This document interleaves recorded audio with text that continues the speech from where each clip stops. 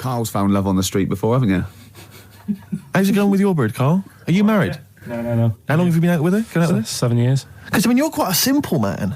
Yeah. You're sort of a simple in a nice way. Ways. I mean, you're like Helen sense. from Big Brother. Yes, you're sort of nice enough, but I look normal. Well, yeah, you sort of do. But you could be one of those that just suddenly go mental with a pen. Yeah, do you know what I mean? Stab people through the eyes. Yeah, you sort of look normal. But if I wouldn't really want to wind you up to a point of frenzy. How did you meet your girlfriend? Through work. What, through her work? What, you found out and said... We worked at the same place. Oh, you're right. Yeah.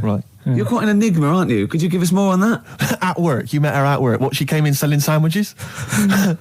She was going through the bins outside. What do you mean you met her Why at are you work? having an attack on me? You're the one who's sad and lonely. Oh, he's done you again. He's done you again. But what I thought was interesting was I just scratched at him and he just went mental. Yeah, no, it's like a bear caught in a trap. It's funny, isn't it? You'll never learn. Karl. No, I was just interested to find out what the story was, because it might be a really romantic story. Well, it's not. All right, jeez. I love the fact he doesn't want to talk about his love affair. I was thinking about you in the week, and does it worry you? I mean, you sort of joke about it now, and we're talking about it in the office, is Steve really touchy about the way he looks? And, what's this? Where's that come from? He's done it again. He's done you again. I was walking home the other night, and I was thinking about it. And do you worry that when you're old, you will be on your own? You did start it, though, didn't you? Well, Karl, I'm glad you brought this up. because I mean, for me, a lightweight, frothy entertainment show on XFM on a Saturday afternoon is exactly the place where I want to discuss the desperate, lonely future that's inevitably coming my way. Oh, God. I'll tell you what will cheer you up and forget all that. A bit of Embrace. Oh, one of the most hated bands. There's only one bird that has a penis. It's not a joke. It's not a joke. This is a genuine trivia question. I'd say... I think I've seen one on this. Is it an ostrich? Right, you're going for ostrich, Karl? I'll go for ostrich as well. Right. Did you come up with that yourself, or...? Yeah, I was going to say that before you said it. Well, guys, you went for ostrich. Chicken? You're both wrong. It's actually the swan. The large chicken. Yeah. What? That's a bit worrying then, because I thought I saw an ostrich penis, so what was I looking at?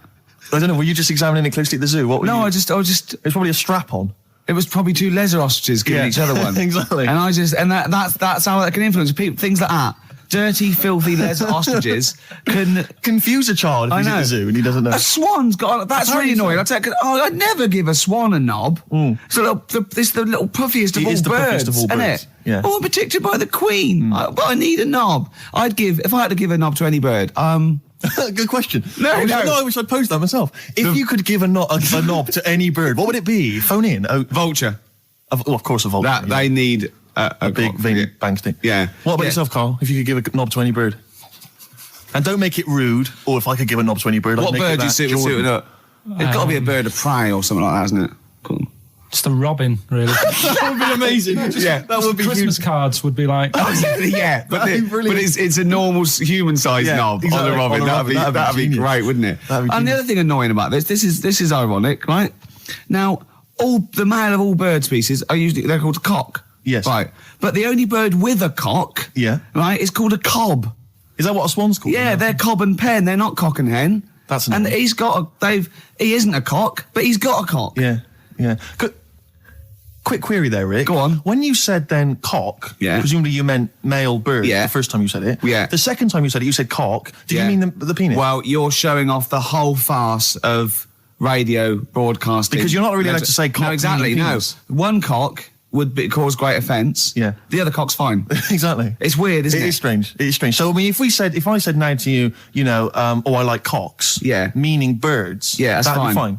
Yeah. But if I meant penises, it would be a problem. If you like cocks and it was that would be... Karl, do you like cocks? Do you like cocks?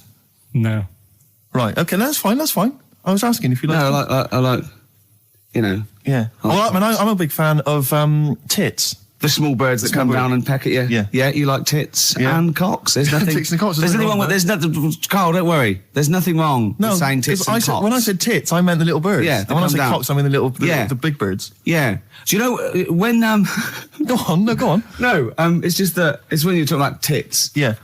at the milk. Do you? I like the fact they flutter away when they hear the milkman coming. Oh, come on. So when what? What are you talking about? What are you talking about? No, when the milkman's coming, when he's walking up. Ash, and sometimes lovely song. Got to apologise to our producer there because he was worried about. There was nothing wrong with it. It's just like saying you like watching birds in the garden. It's just that I think you're better than that. I know it's cheap, isn't it, to say like I like tits. Yeah, I like cocks. So we're a bit more literary now. One of my favourite things is Fanny by Gaslight. Really? That's interesting. That's interesting. I'm a big fan of Moby Dick. The book, Moby Dick. Yeah, not the medical condition. There's nothing in your no. It's the big horrible thing that used to swallow semen. Yeah. Now in the winter. Yeah. Steve. Go on. There's nothing I like more than to keep my hands warm in a muff. No, sure. You mean those kind of furry things that sort of classy-looking ladies? Yeah, posh ladies often put their hands. You know when you have a nice a party and they're all leaving, winter party, and you might take the wrong hat or something. There's nothing I like more than to see two posh women with their hands in each other's muffs. Oh, that's always and they're going, "Oh, this must be yours." Yeah, that is always funny. Yeah, that's always funny. Yeah. But seriously, no, I've stopped this. You're right. I've got a degree. I just remembered that my favourite Beatles song is "Come Together." Yeah. Now we're going to stop this now, Karl, because it's childish. You're right. I've got a philosophy degree, for Christ's sake, and it's about time. Who's your favourite philosopher? Do you mind me asking? Well, I would tell you, except when I have a talk about it, I go into a Cockney accent. Really? So it can be like my favourite philosopher. I like a bit of Kant. Right. Is that Immanuel Kant, the philosopher? Yeah. That's strange. Yeah. That's strange. What's his name again? Kant. Oh, yeah. That can be weird. Can be strange. Look at Karl's face. Look at his face. Look at his face. Join in, Karl. Undo your trousers. We'll be like Stan Boardman when he told the Fokker joke. Yeah. We won't do local radio again for 10 years. Karl, it was you that worked out the maths and worked out I was 28 because they just worked out I'm 27. You are 27. No way. Yeah, I asked you, didn't I? And I said... But what I sort of questioned was, I said, well, if you're 27 today, that means last week you were 26. Well done, yeah. That's irrelevant. So therefore you assumed that I must be 28 then? Yeah. Whereas I assumed you were using, your knowledge of maths, such as it is. I wouldn't do that. No, sure. Wow. I actually got lost in that conversation because I genuinely didn't know what he meant would mean last week you were 26. I don't know what that meant. I don't know what it meant. Wow. Well, it is Steve's birthday. But he would have been 26 last week. Sometimes you genuinely frighten me because it's those staring eyes. There's nothing behind him. It's this little bald head. Looks like Davros looking at me. Genuine fear on his face when he enters into a conversation with another human being. What bit don't you understand? If he's 27 today, he would have been 26 last week, and he doesn't look 26. He didn't look 26 last week. He looks older than 28 today. You've started on his birthday. You're still having a go at him. Karl, I don't look like the kind of hot stud that I actually am, but face facts, that's the truth, mate. Live with it. Get with the programme, jeez. Well, let's have a little bit of cake. Okay. That's appropriate. See what it is? But you mean the band, don't you? Not the cake. You haven't actually bought a cake, have you? Got anything at all? Can I tell you one of the best presents I ever had? Go on. Without doubt. All I ever wanted was a go-kart. This is true. I was like sort of 5, 6, 7. And I eventually, for Christmas, I wasn't sort of spoiled in the sense that I got pocket money, but I always got what I wanted at Christmas eventually. Because, working class mothers, they'd get it out the catalogue and pay for it for the rest of the year. So, I always got... I had, really, as many presents as anyone else. And I got this go-kart. It was a little red go-kart, and it was a pedal one. And I'd run home from school and I'd be in it and I'd get up and down the garden for hours. I had to come in from a tea and this was fantastic. And this went on for like weeks and weeks and went through the summer. The next summer, it was fantastic go-kart I'd show off. And then one day I came home and I went, it was always at the back of the shed, sort of up against the shed. And I went in, I couldn't see it. And so I went to the back door. My mum was sort of like washing up with that. And I went, where's my go-kart? I thought it hasn't been nicked. She went, your dad swapped it. Your dad swapped it? Yeah.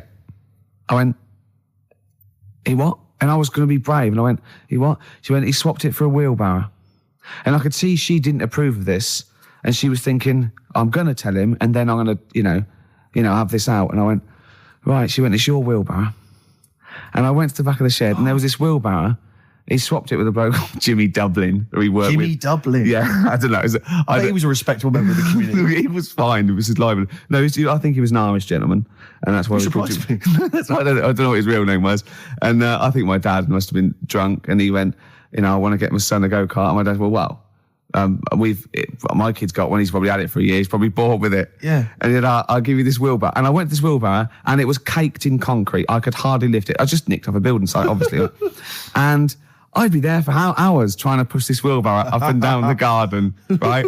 And it was okay, though, because I was going on holiday soon. And I 7 years running, went to Bognor Regis, a place called Riverside, because some woman around the way had a caravan that we got free for a week. And it was great, just wonderful. And I used to go there with my mum and my nan. Oh, party time.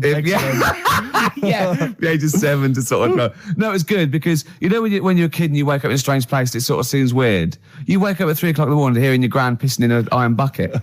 And, We've all been there. You get disorientated. Anyway, and I went on holiday, and I met a little friend who was about my age. We were both sort of like, right?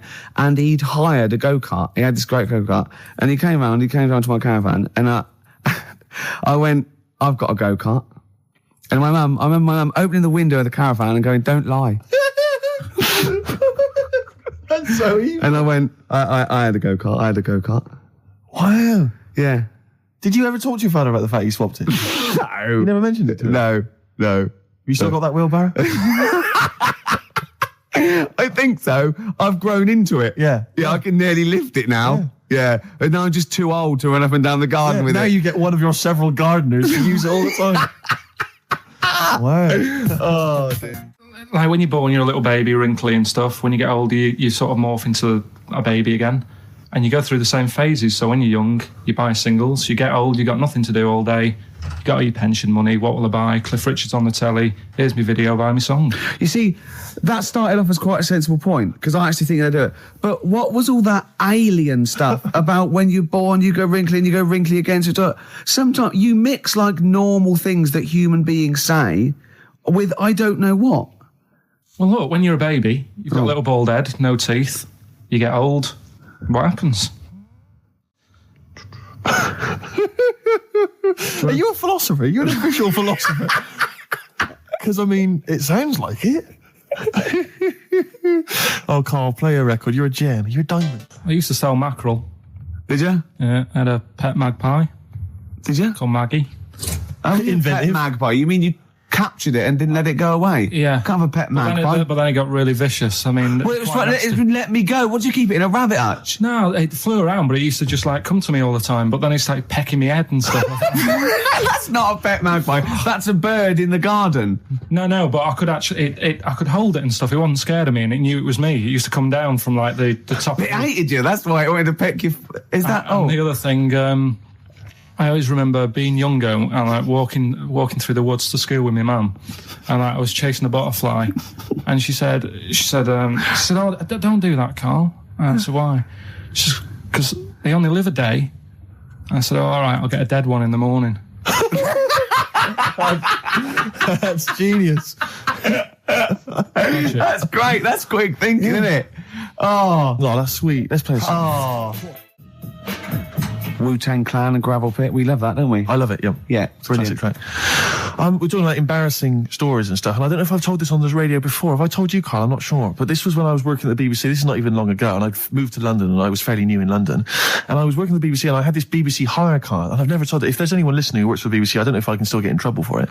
But this BBC hire car, and it was like I'd been ferrying kind of actors and people and production people around all day in this car. And I was driving back, it was quite late, it was about sort of 7 or 8, and I was driving back, and I pulled in to get some petrol to fill up the car every day. And I went into this garage to fill up some petrol, and I was there, and two blokes came in a white van, right? They pulled into the forecourt, and I was filling up the car, and they went, "Hey, do you want to buy a couple of speakers?" And I said, Yes, I do. Yeah. Because, I'll tell you the reason, it was like I was so flattered that they thought I'd be the kind of bloke who would, A, need some kind of classy speakers, and B, would like to buy them on the sly. Do you know what I mean? Yeah. I thought, they like the They've seen me. They've seen I look a bit of a hustler. Exactly. Yeah. I'm a street sort of guy. You can see by the way I use my walk. Exactly. Yeah. So I couldn't believe my luck. So they drove behind the garage, the little sort of garage bit at the back, and I went round there, sort of casually went round there, sort of locked the car, went round there. They went, open the back. You had 2 speakers in there. I said, are you sure these aren't knocked off, mate? He went, no. We work for Dixon's. This is a story he spun me. We work for Dixon's, right? And we're delivery men. And if we make a delivery and the person's not there to sign for the goods, then we have to bring them back to the warehouse. But if we can sell them on the way back, then that's really good for Dixon's. Dixon's must love that. And instead of thinking, are you sure some kind of troubleshooter did someone going to go into Dixon's and go, you're not getting in the garage forecourt market? Jones. Exactly. Get a couple of lads in a white van. Exactly. Yeah. So anyway, so I sort of bought this story, and I was a little bit dubious, and I went, right, let me hear them then. And he wired them up to the car stereo, and boom, boom, boom, they're playing. So it was some groovy hip-hop. I was thinking, great, these guys know what I'm into. Yeah. And he's giving me the talk and stuff. And I said, I'm a bit worried these are knocked off. He went, no, listen, we got a bloke at Dixon's who can confirm this is fine, right? Phone him up, use my mobile, right? And quote this reference number, right? So I phone out, and I goes, I go, hi, some guys here in the garage forecourt trying to sell me some speakers. Just wanted to check. He went, it's fine. I went, should I just read the reference number or whatever? He went, if you want. And X14, and I went, yeah, it's fine. Yeah. Okay. You know that was, don't you? That was actually Mr. Dixon himself. Exactly. Yeah. Exactly. So I'm thinking, well, they sound great. They're giving me for a knockdown price. I'd say they were like 400 quid. They were like 200 quid or something. It was a good bargain. I was in the market for some speakers as well. Yeah. So while they were loading it's them all kosher. I phoned Dixon. Exactly. I phoned Dixon. That's fine. Yeah. So while they're loading them in the back of the BBC hire car, right, I'm in there paying for the petrol, right, and the guy serving goes, right. He goes, what were you doing around the back with those blokes? Right? Because obviously there's security cameras filming this whole transaction, right? And he goes, what are you doing around the back? And I went, brilliantly, there's some old mates. Some of my mates were just having a chat and that. He went, oh, right, okay, like giving me obviously the evil eye. So I went back to the van. So I'm in the car now and I'm driving with one of the blokes who's in the van with me because I didn't have the money on me. So I had to go to the cash point to get the cash, right? So I'm driving with him and the other guy's following me in the van and he was like a northerner like you and he was giving it all all right, I tell my girlfriend's a DJ, she's got some of these speakers, they're fantastic, and he's giving me this. And then my mind starts working. Now that I've got a bit of time to think, I'm thinking, wait a minute, this all sounds a bit dodgy. Yeah. It dawned on me, Rick. You're you're streetwise. Exactly. You're streetwise, Steve. Not only that, I was thinking, how am I going to get them home? I've got to drop the car off at the BBC. How am I going to get these huge speakers back to where I live? And how can I pay for them? Because I've just spent £100 on Find the Lady with a couple of blokes in the square. It seemed like a fair game. Some of his friends were winning. But so I explained to him, I said, I can't get them back to like Brixton where I was living at the time. He went, don't worry, give us an extra 20 quid, we'll take them home for you. Oh, that's good. Deliberate. They do a whole service, you see. And there's also a backup guarantee. Did they have the guarantee, the 3-month guarantee? They didn't. No. But I said, I'm not sure about that. He went, well, why don't you put them in a cab, send them back, and your housemates can collect it? I was like, oh, no, there'd be no one in. And I was beginning to sort of get a bit conscious of like, maybe this was a bit of a scam after all. So I pulled into like a little side road. I said, I'm not sure I'm into this now, actually. He went, what are you talking about? It's 200 quid for a pair of speakers. It's a bargain. You never get a bargain like this, mate. I'm going, not too sure, actually. I don't think I want them. He went, 150 quid, mate. 150 quid. I went, no, he's 100 quid now to you. And I'm thinking, wait a minute, this doesn't sound like the kind of work that Dixon's would be doing. Dixon's don't do that when I go in. This is it. Dixon's never negotiate in that way. When I go there, look around and I leave, they go, where are you going? Exactly. I go, we'll have anything then. Have anything for a quid. I stopped the car and the white van pulled up behind me with his mates in. Sure. And I said, can you get them out? I'm not interested. And he went, 100 quid, mate. And he was just going, you tosser, you obviously want some speakers. And he was having a go at me. So I was carrying the speakers out and putting them back in the white van. And he was just shouting at me. He was going, 70 quid, mate. I said, 70 quid from 200? This is ludicrous. You realise that wasn't Dixon's policy then? Exactly. They don't usually shout at you tosser as you leave the shop and walk down Camden High Street. They're not usually shouting at you tosser. You should have took the offer of like the monthly payments they've got on at the moment. So eventually I put them in there and I sort of knocked the deal on the head and I got back in my car and they were in theirs and I just looked in the rearview mirror and they were punching the dashboard like with aggression and venom like we let that deal slip through our fingers. And I've never been so terrified in my life. I just sat there and I was just thinking, oh my God, all I was thinking now is what if I go back to the BBC and they go, we've had a call from the police, the man at the garage, he saw you doing a dodgy deal. I love it. Yeah. Well, what you do is you put the hire car in a drain in your front garden and then go in and out of the toilet, just pouring bleach down or Ajax and they never know. What sort? No. The Pope. Yeah. What semi-precious... Sorry, Mrs. Robinson, we're going to have to let you go. Yeah. Go on. You are the weakest link, Karl. Goodbye. Yeah, go on. The Pope. Yeah, the Pope. Yeah, we've got the Pope. Yeah, that's not strictly a question. He wears a... He wears a dustman's hat. He wears blimey trousers. Yeah. Does he live in a council flat? Yeah, he lives in a council flat. He wears a semi-precious stone. What's the stone? The Pope wears a semi-precious stone. What is the stone? You mean, what is it called? Yeah. What is it called? What, is it got like a kind of papal name? I think it's like, is it a 18-carat one? So we got to try and get the carat of the Pope's big diamond. He calls it Dennis. He calls it Dennis the Stone. Do they want the type of gem it is, like, or is there some kind of papal name for it? Or do they want it like the Rosetta Stone, or I don't know. I can't see. Play a record. Play 2 record. Let's not. Where's your head at? Basement Jacks. Right. Okay. Let's get this. Have we knocked this on the head? Then it's just not happening. Oh, here he is. Look. Here he is. Come in. How have you... Oh, God. I don't believe that. Oh, that's pathetic. I do not believe that. That's absolutely pathetic. Now, they won't believe this, will they? No. Right, if I say that Jonathan Ross just got his massive member out, and he is a big lad, come and sit down. I've got your tickets, Mr. Gervais. Thank you. What's going on here, then? I mean, why are you dropping off tickets? Well, because, in the spirit of the Comedy Awards, we like to have the rising young stars of the British Comedy Awards. That's right, and that's me. Well, we couldn't find any this year, so we asked Ricky whether he would sit in the rising young star seat, and I wanted to deliver the tickets personally, so there's no excuses if he doesn't turn up later. Yeah. I always suspected that you were sort of pretty well endowed. Yeah. And now we've seen, it's on webcam. That was just one of my cocks. That's the one you're wearing today. Didn't we? Don't say that. No, This is meant to be the happening young station. What's going on? No, you can't say stuff like that. You can't.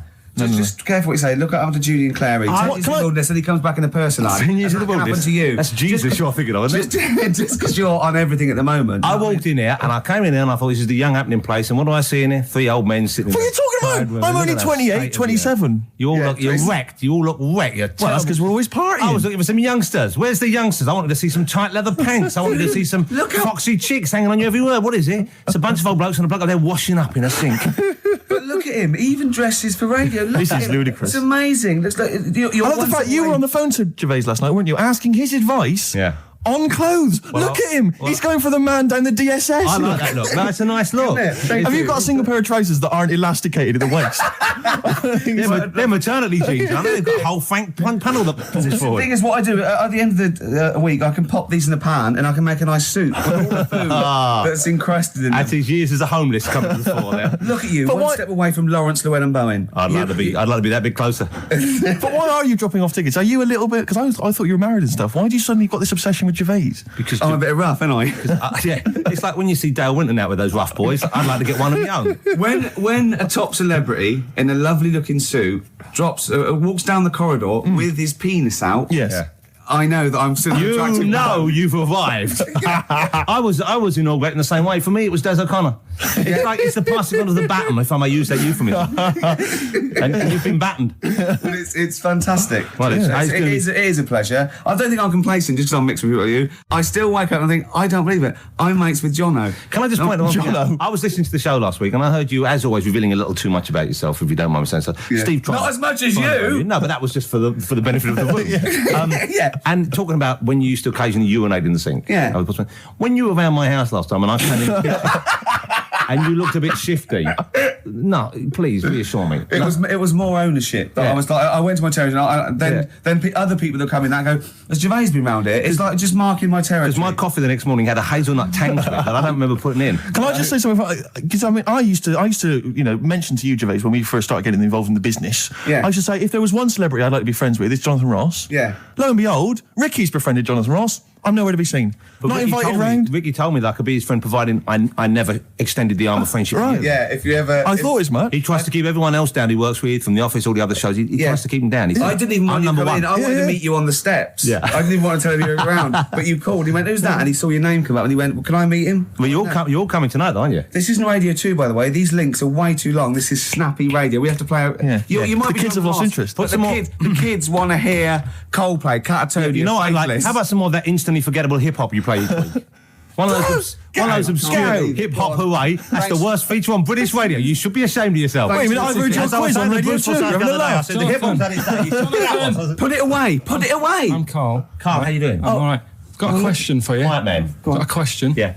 The Pope. Yeah. What semi-precious stone does the Pope wear? That is easy. Go on. Topaz. Is that the right answer? I don't know, I might have wrote it down. I'm really sorry, Jonathan. It's not what he publicly admits to, but I have to know because I was hanging out with him at the Groucho one night and he was saying, oh, look at this, look at that topaz, go and buy that, look at that. Vatican City. Look at that, we can make a nice ring out of that, he said. Didn't go anywhere, but thanks for asking. I better go, I've got to go and buy some winkle pickers. Thank you very much. Okay. Enjoy it. Stephen. Yes. Carl, I wish I could say it's been a pleasure, but actually it was quite creepy. See you later. The reason you became king of the universe, of course, is because of your fascinating French bread anecdote. Oh yeah, yeah. Come on then. How did baguettes come about? If this is going to be someone cooked a loaf a bit wrong and said I can still make a sandwich out of it, I'm going to hit you. No. Go on then. Right, Napoleon, when he was at war and that with Russia. 1812, yeah. Yeah, all his soldiers were like, not used to the cold weather and that. So they said, take some clothes in your bag with you because it's going to be nippy out there. So they put all the clothes in the bag. Sure. They were told, it's Napoleon, for Christ's sake. No room for any food. You're joking. So couldn't they make some sort of like sandwich?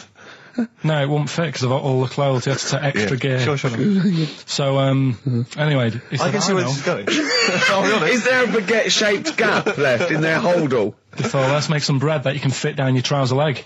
What? That's not true! No, it's not, I read it in Euston train station. I was waiting to go back to Manchester. Where did you read What, scrawled on the wall in graffiti? Yeah. Do you know was it also meet me here for cock fun at 12 o'clock? The upper crust sandwich shop, Euston station. It's on the wall. What do you mean it's on the wall?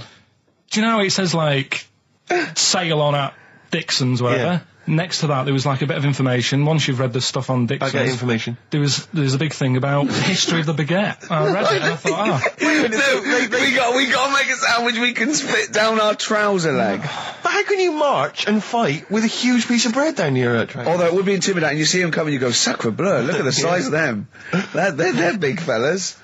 Well, blimey. I can't help but feel that could be a practical joke at your expense. Yeah. do that. Well, the Earl of Do you ever Sandwich... question anything you read? If it's printed up, is that, like, fact for you, then? Well, it's not funny. I mean, if they were trying to be funny, it's like... it's not, is it? So it's information. Have you heard us? Things sometimes want to be funny when they're not. That's exactly what happened with the sandwich. The Earl of Sandwich wanted something he could fit down his pants. And it was those triangle cut sandwiches wrapped in cling film were perfect. You might be right. You might be right. I am. Because the Cornish pasty, so they could drop it down the mines, isn't it? Is it? They wrapped it up they wrapped up like meat and vegetables in pastry, and they sort of crimped it, and it was like and they dropped it down the mine. So, yeah, that's how that came about. And bagels were originally made so that people could play hoopla, but then eat afterwards. I don't know if you're aware of that. That is true, Carl. Well, anyway. Call my bluff. Is that true? Yeah. They're all true. They're all true. Yeah. Tell your kids that when you have them. Yeah. If they're still alive in a million years. Well, it might be true. Can someone confirm that baguette fact that it was so Napoleon could stick it down his trousers? Not him, his soldiers. His men. Yeah. Fascinating information. Fascinating bread information, Carl. Radiohead. Yeah, now this is my song for the lovers. It's a beautiful track. It's Let Down off OK Computer. It's one of my favourite Radiohead tracks. It's lovely. Right, set the tape going now if you want to tape these songs. Avalanches, Frontier, Psychiatrist. Absolutely. Well, we've had lots of emails. People, obviously, we inflamed and provoked about the Cornish pasty. I've got a couple of amendments to that. The crusty bit, is actually as a handle, because obviously the miners had dirty hands, and they'd eat all the stuff in the pasty, and they'd be left with this sort of crust, and they could throw that away. Mm-hmm. Also, someone told us that at one end was an apple, so you have a little sweet as well. Little dessert.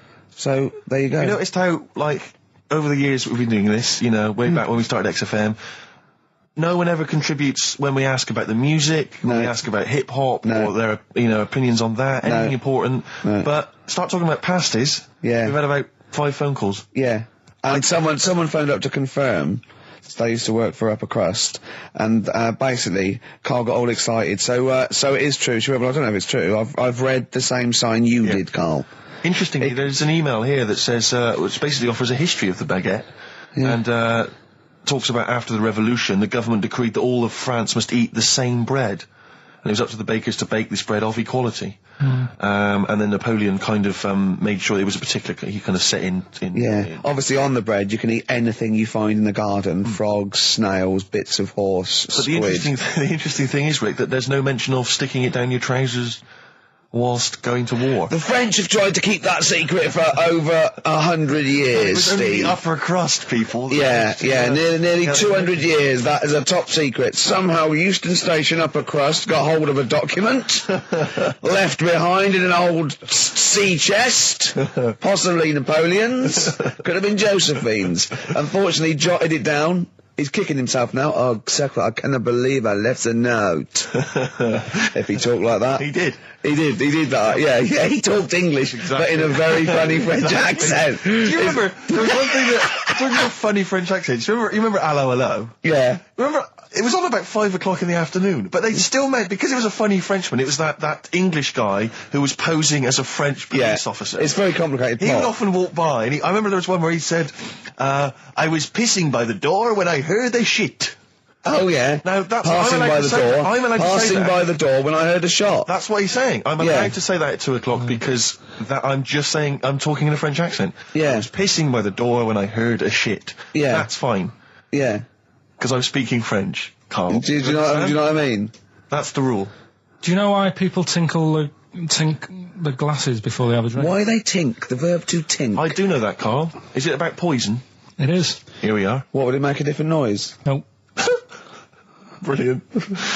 Go on, explain Why? it. You explain it, Steve. No, don't Steve. You explain it, Karl. Go on. Oh, I've started, so I'll finish. Go on, Karl. Explain why they tink the glasses. Ages ago, Yeah.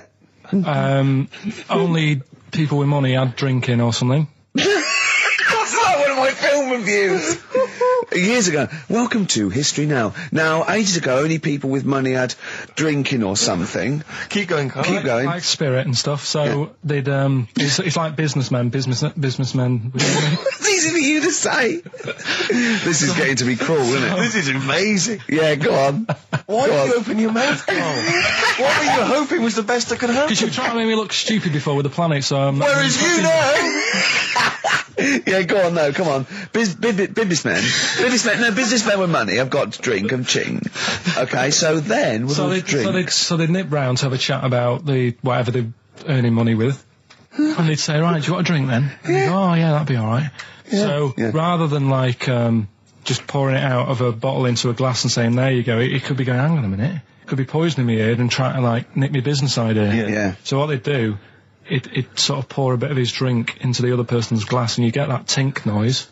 And that's like cheers, you know. No, Karl, I just have a slight amendment there. I think what it was you're absolutely right that they would then test each other's drinks to show that it wasn't poison. But over the years, that was reduced to just chinking the glasses by way of saying, let's not actually bother going through the whole rigmarole. They just did the chinking of the glasses. Yeah, that's good. It was exhausting though, wasn't it? I know. Was it worth it, do you think?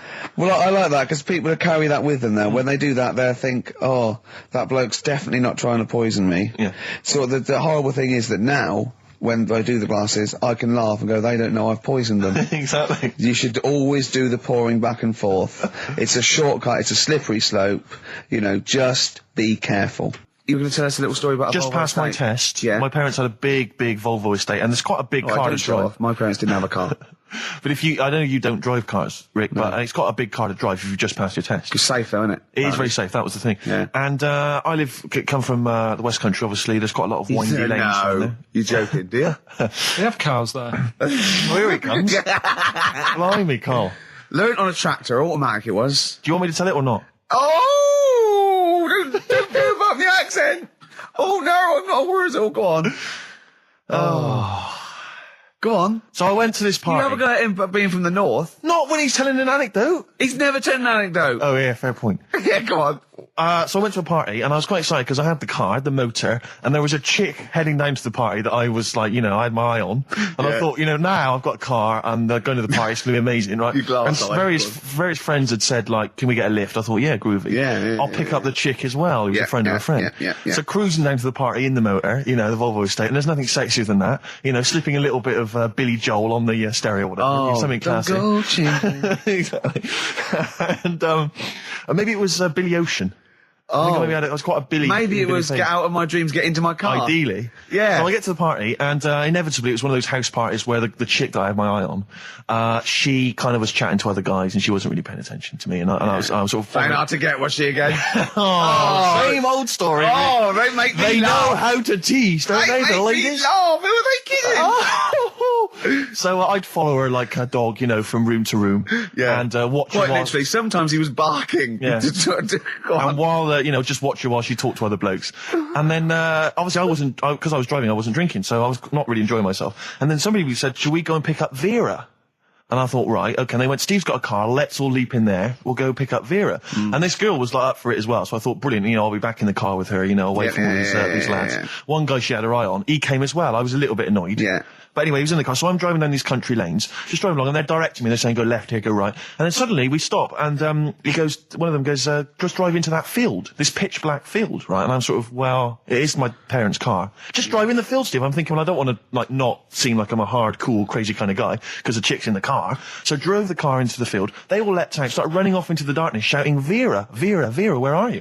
So I'm just sort of sat there in the car, waiting. Wasn't Vera Lynn, was it? Because she likes to hide in fields. Bizarrely, it wasn't. Right. It was I was just left in the car on my own with Billy Ocean, and suddenly, out of the darkness, they come back holding a Vietnamese pot-bellied pig that they had stole from a nearby farm, and they knew that the pig was called Vera because someone knew the farmer or something.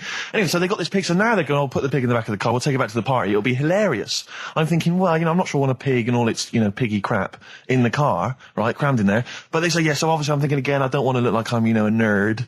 I'm terrified of that, Rick, ever happened. Yeah. So, So you go, hey, bring the pig into the car. Exactly. I'm no nerd. Exactly. Yeah, go on. So now we drive off again. I got this pig kind of squeaking in the back of the car. And, they say, stop again. Let's do some cow tipping. And they do that old thing, about the fact because cows sleep standing up, don't they? So you can push a cow over and stuff. Yeah. So they're having a wild time, hilarious. So this time, now we get to a sort of dead end in the road. And, they say, well, turn around, let's go back to the party. And I'm thinking, fine. Try and do a 3-point turn in this very narrow country lane, right? Get the Volvo estate wedged horizontally across the road.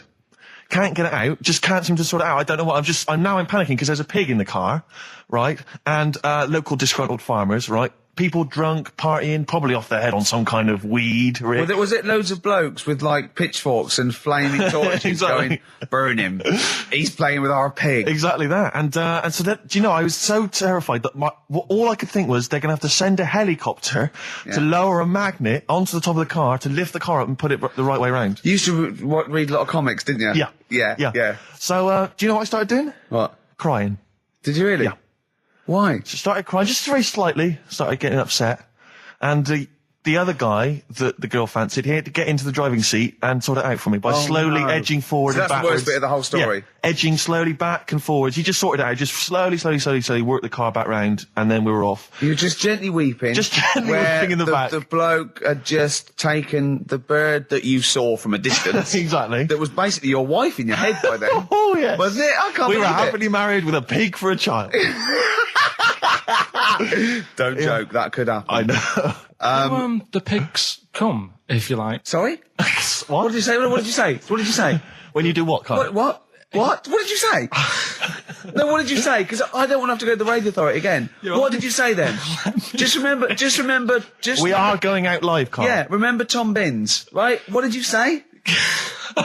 What I'm saying is, why were they shouting Vera? Because pigs don't come to the name, do they? Hey? I don't know the ins and outs of pig, have how to lure a pig into your trap. Can I just tell you some very, very interesting things about pigs? Please do. Right. One, everyone knows they have a corkscrew-shaped penis, right? Yeah, a corkscrew-shaped penis. That's the tail, isn't it? 2, they can't look up. They can't put their head back and look up, right? 3, they can have a 30-minute orgasm. Yeah. Rick, is it only pigs that have got a corkscrew-shaped penis? No, and landlords. Okay. Very handy. Right. Here's one for you. Go on. Like insect facts and stuff. Go on. If a man was a flea... You could jump over St Paul's Cathedral. No. What? Wrong. It's gone up now. It's... the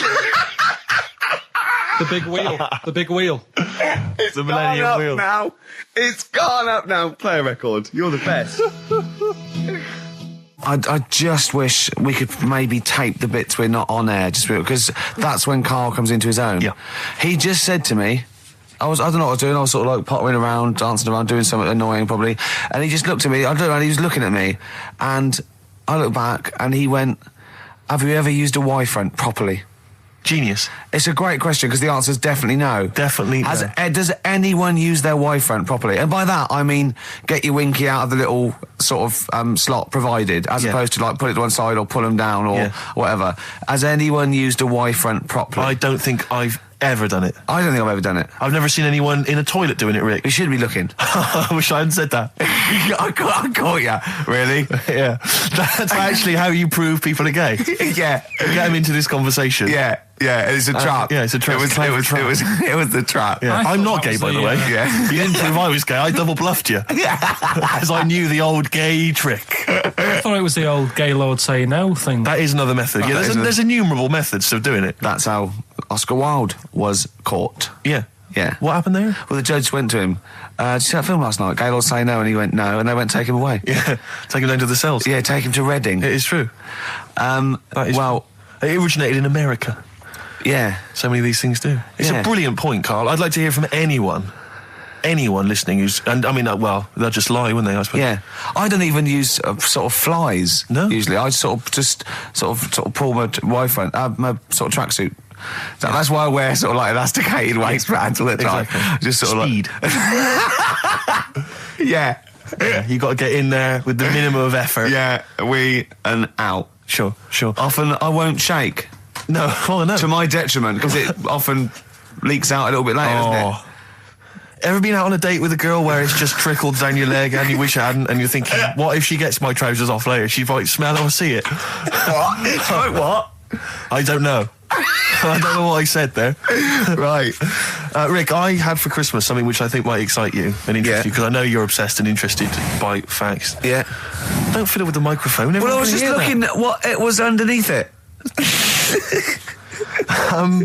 So this is a book, it's just facts and trivia. It's edited by Sir Isaac Asimov, who I think's dead. So I don't know when my parents bought this book. I assume it's sort of from a second-hand shop or something. Right. It's quite long, but I got it for Christmas. I keep meaning to bring it in, because generally the facts are quite sensible in here. And I like to think if Isaac's been involved, they're probably substantiated. It's not like kind of just this nonsense on the web. I think this is probably... Or up in Greg's the Baker's that Karl gets most of his facts from. The ancient Egyptians trained baboons to wait on tables. Karl, fascinated. Brilliant. That's fantastic. But what my point about that is, why did they stop? Yeah. It's a genius idea. Would you not want to go to a restaurant where they had baboons serving? No, I'll tell you what happened. It might have been like the Planet of the Apes, and they sort of rebelled. One of them could talk. One of them could take his order. And one day went, do you want fries with that? And the bloke got really annoyed and said, answer him back. And then there was some sort of rebellion. Right. The Planet of the Apes isn't true, is it? It's not a documentary. Right, okay. I wonder, because what I like the idea of having baboons is the fact that I reckon they're... Like, I have difficulty, and I'm sure you do, Karl, like working out that sort of 10%, on a bill. Yeah. I reckon baboons would find that particularly hard. I reckon you could get away with under-tipping them all the time. Yeah, exactly. Just not leaving enough and just legging it. Exactly. They go away and you go, sucker. Yeah, exactly. So I'd love to see some baboon restaurants. If there's any restaurateurs out there, so Terence Conrad or someone. If you do go to a restaurant and you've been waiting on those, please don't order the banana daiquiri, because it comes half-eaten. They can't help their little selves. They really can't. They're okay with, beef and steak and chips and all that. But there's a little bag. I go, do you... Can you imagine that? The baboons serving at waiting tables. It's genius. Just stop to think about that. It's absolutely incredible. Yeah. It's absolutely dynamite. Yeah. See, zoos would be a lot more popular if there was like the canteen and you could go... If they were serving tickets to two? Exactly. One child. Okay, go through there. I think they should do other things, like in the Flintstones, they used to mix cement in that bird's kind of... Pelican, yeah.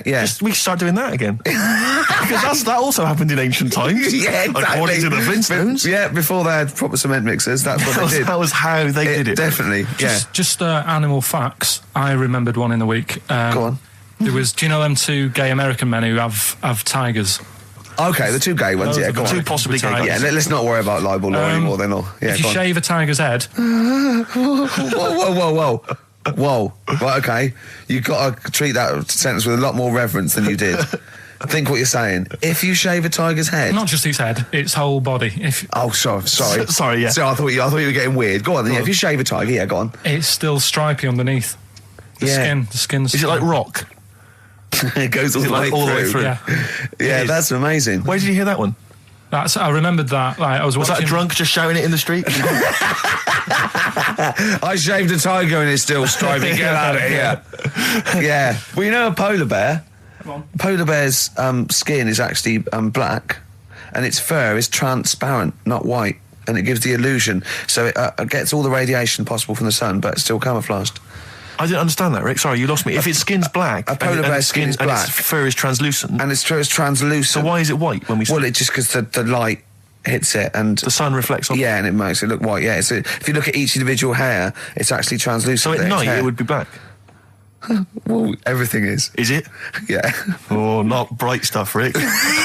You've embarrassed yourself. Play a record. But I was in the cinema. This was not long ago, and I went to see that. This was, I think I was off to see that film, Crouching Tiger, Hidden Dragon, or whatever it's called. Do you know well, they could be on the phone for that because there's subtitles. So it's not going to ruin it, is it? Yeah, it wasn't her. I was sat next to another woman. She was crunching, a big fat woman. No, but he's got a good point there. Loads of people could be on the phone in there, and it wouldn't sort of niggle you.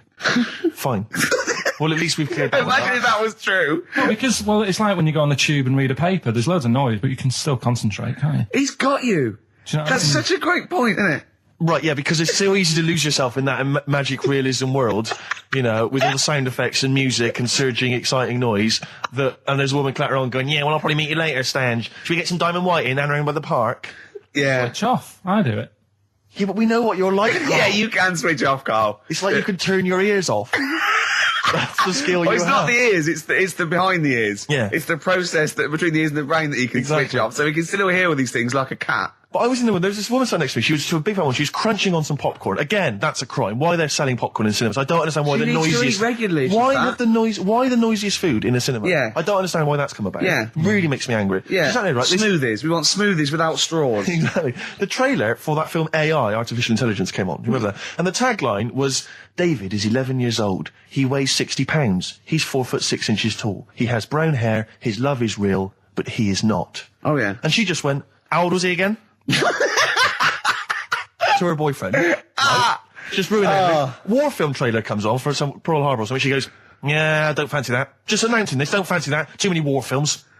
So then the trailer, then the opening credit comes on for Crouching Tiger. And before that, that thing that comes up that says it's signed by the BBFC and it has the kind of certificate and everything, and that certificate to say what age you have to be to see it. That came up, and it said Crouching Tiger, Hidden Dragon, in brackets subtitles. She went, it's not subtitled, is it? I thought this was the most famous foreign film for years. It won Oscars. It was a huge film. Everyone knew it was foreign. She goes, it went, and so the credits begin. It says Crouching Tiger, Hidden Dragon. She went, stupid name for a film.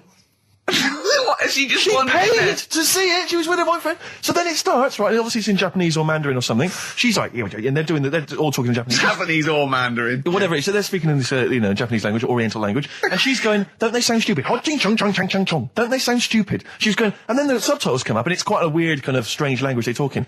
And she was going, can't make the subtitles out either. It's both gobbledygook. Just wittering on every step of the film. I totally agree with you, but what I like in your telling of it, I know you're getting quite emotional. I'm genuinely livid. But she went Mandarin or Japanese, some Oriental language. And well, I don't know what else. It's a strange language. It's a strange language. Well, anyway. Oh, dear. So then I moved. I climbed over several seats, made a big huff of, make a big show of moving. Yeah. Sat next to a guy on the phone, just chatting on the phone. Oh, I'd have gone mental at that. So now I hate that film. I didn't enjoy it. I don't like seeing it. I don't want to even think of it. It's subtitles, isn't it? Well, rubbish. That's why I get videos. Yeah, I should have thought that through, Karl. You're absolutely right. Lamb Chop? Yeah, let's play Lamb Chop. This is brilliant. This is from this CD that came out recently with Uncut magazine. Occasionally they put out some quite interesting free CDs. And this was one that had various covers of Rolling Stones songs. And a lot of them were, quite shoddy, but this was a brilliant, specially done, I think, for the CD. It's Lamb Chop doing a version of quite an obscure Rolling Stones song called Backstreet Girl. It's just beautiful. Let's hear it. Depeche Mode there, and I Feel Loved. Who'd have thought Depeche Mode would have been that huge? I think I'm seeing little lads from Basildon with little plinky plonky sound. I thought that'd be it. They'd be like Visage or something. That'd be it. And now they're stadium rock fillers. They're huge. They conquered America. He went through some hard times. He came out the other way, and well done. But see, I think what you just said there is a very good example of why they are and why certain other bands aren't. Because if you think about it, for me, you see, whenever I think of a band name, if I see a new band's come along or whatever, I always use a very simple test, which is, can you imagine that you're the announcer at a huge event? Maybe it's like broadcasting around the world like Live Aid or Nelson something. Mandela or concert. it's a Nelson Mandela Freedom concert. Yeah. And you can imagine someone He's there. Nelson's there. Yeah, Everyone's with the there. Spice Girls. Oh, they're all there. But you can imagine someone saying, ladies and gentlemen, please welcome to the stage, Depeche Mode. Yeah. Rolling Stones. The Who. Exactly. But you can imagine someone saying, ladies and gentlemen, please welcome to the stage, Visage. Ladies and gentlemen, will you please welcome our headline act? Welcome, Idlewild! Exactly. Ladies and gentlemen, please welcome to the stage, Ned's Atomic Dustbin. It doesn't... Do you know what I mean? You just know. The Levelers! Some bands aren't going to make it. Ladies and gentlemen, please welcome to the stage, Mega City 4. You know what I mean? It's just a simple test. We'd like you to do that at home. If you're thinking of starting a band, or you've just named your band, you're just beginning, just phone in, tell us, or email in, tell us what your band name is, and we will use that simple test. And we will do the test. Ladies and gentlemen, will you please welcome to the stage... the Franken Walters! Jimmy Eat World. Ladies and gentlemen, please welcome to the stage, Cooper Temple Claws. I don't think it's going to happen for those lads. Here's a good one. It's a simple test anyway, but... 100 Reasons, please welcome to the stage, 100 Reasons. 100 Reasons I think would work quite well. I'm just going to give the email address, ricky.gervais@xfm.co.uk. 100 Reasons, if I could. Ladies and gentlemen, will you please welcome to the stage, Pop Will Eat Itself.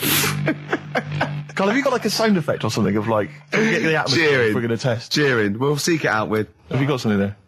Have a look on there. I'm just looking in the NME for the kind of forthcoming gigs of the smaller known bands, and it might be a useful place to just begin the Ladies and gentlemen, peoples around the world, will you please welcome to the stage, Chumba Awamba! Have you got a sound effect? We got one. Nice, yeah. Ladies and gentlemen, will you please welcome to the stage, the Parkinsons? They're playing in Leicester this week, so I look forward to that. That's a good plug, isn't it? Let me see who else. If anyone wants to pop down to Leicester to see the Parkinsons. Ladies and gentlemen, please welcome to the stage, Cyclefly. Okay. Oh, there's a genuine one here. This is someone, Simon's emailed, and he says, will you just test this name for us? Okay, Karl, if you can, there you go. Ladies and gentlemen, will you please welcome to the stage, Coach? Not utterly convinced. No. It's not too bad. It's not too I'm bad. worried about the sound effect. We start to sound like Chris Moyles or something. When we play a sound He's a top broadcaster. Everyone loves him. Losing weight as well. He is hilarious. Funny man. Just there's one more coming here. I'll just check this one. Ladies and gentlemen, will you please welcome, this is Chris Oxford, ladies and gentlemen, please welcome, Meanwhile Back in Communist Russia.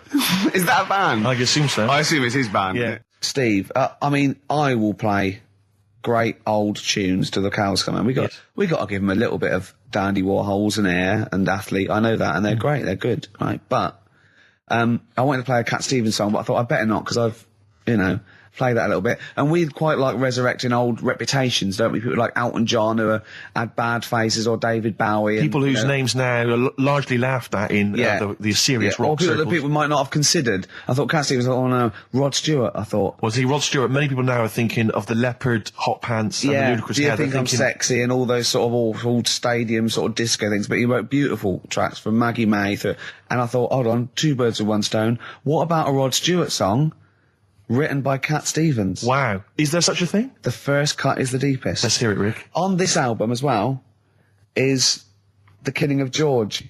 Georgie Part 1 and 2, remember? About the gay bloke. Georgie Boy was gay, I guess. His favourite song. Carl's favourite song, right? And I was going, oh yeah, I remember that, yeah. I said about, and I said, did not intend to take his life. He just pushed it when he gets mugged and killed. Do you know what he said? I was sitting outside, I was singing, he went, well, as I said, they go out too late.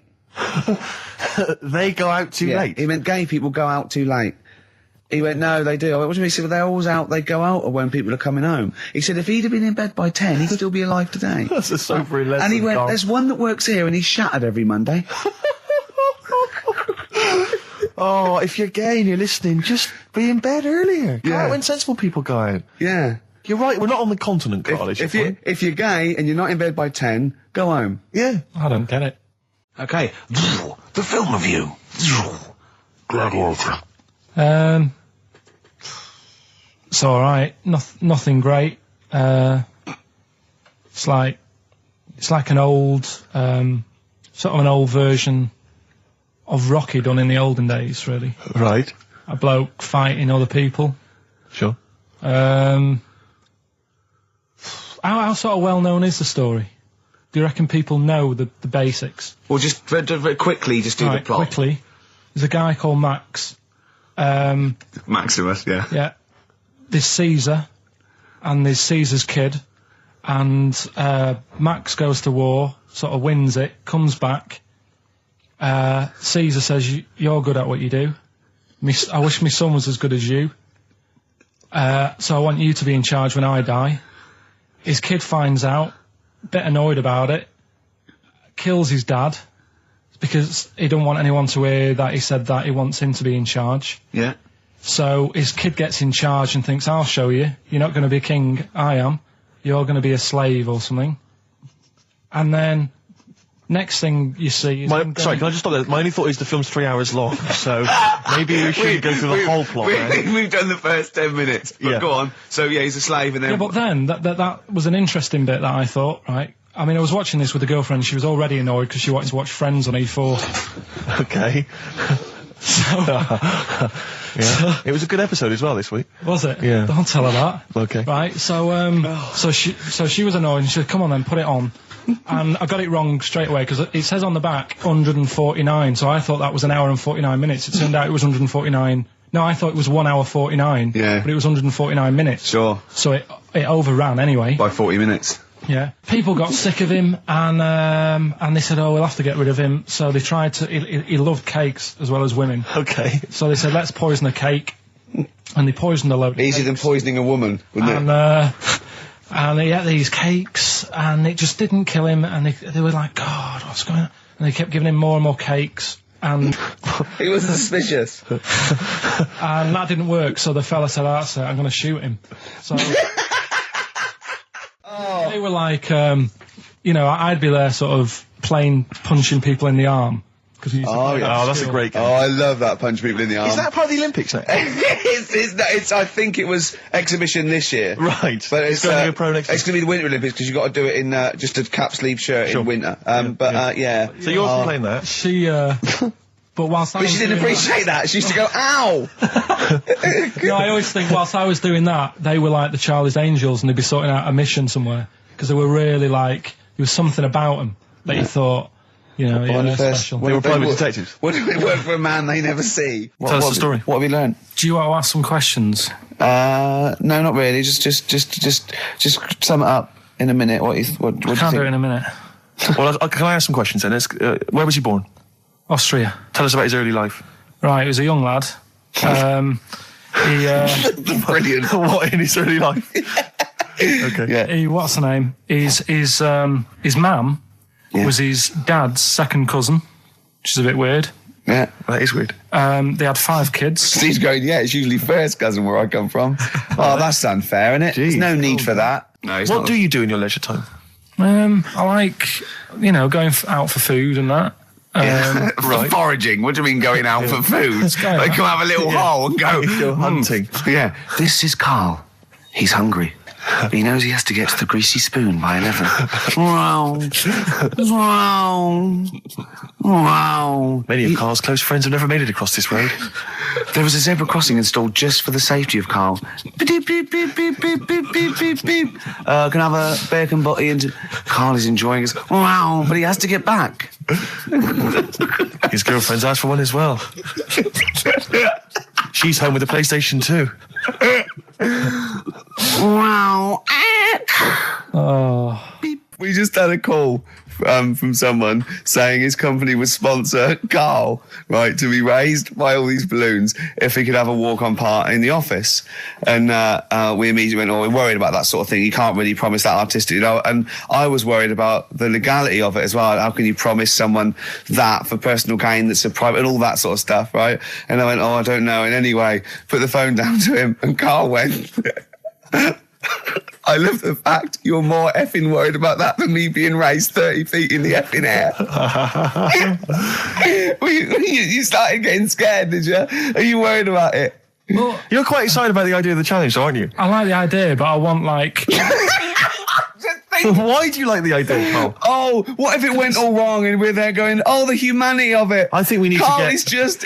And the rope would pull out my trousers and Oh, no, it's definitely got to be Dr. Fox if that's going to happen. God. We've got to do this. We both think she's a fine presenter, and I think she'd do very well on it, and I think it's a good move as well. Yeah, but can you just say it's not forever? Isn't it? No, I think she'll become more popular than us. And I think that'll be the end of us, to be honest. Well, she can string a sentence together. I think she'll get lots of PR and everything. And she goes out with Big Boy Slim. Big Boy Slim. Who's, a good DJ. He's a good DJ. And, is her name Zoe Slim now? Yeah. Right. There will be nothing.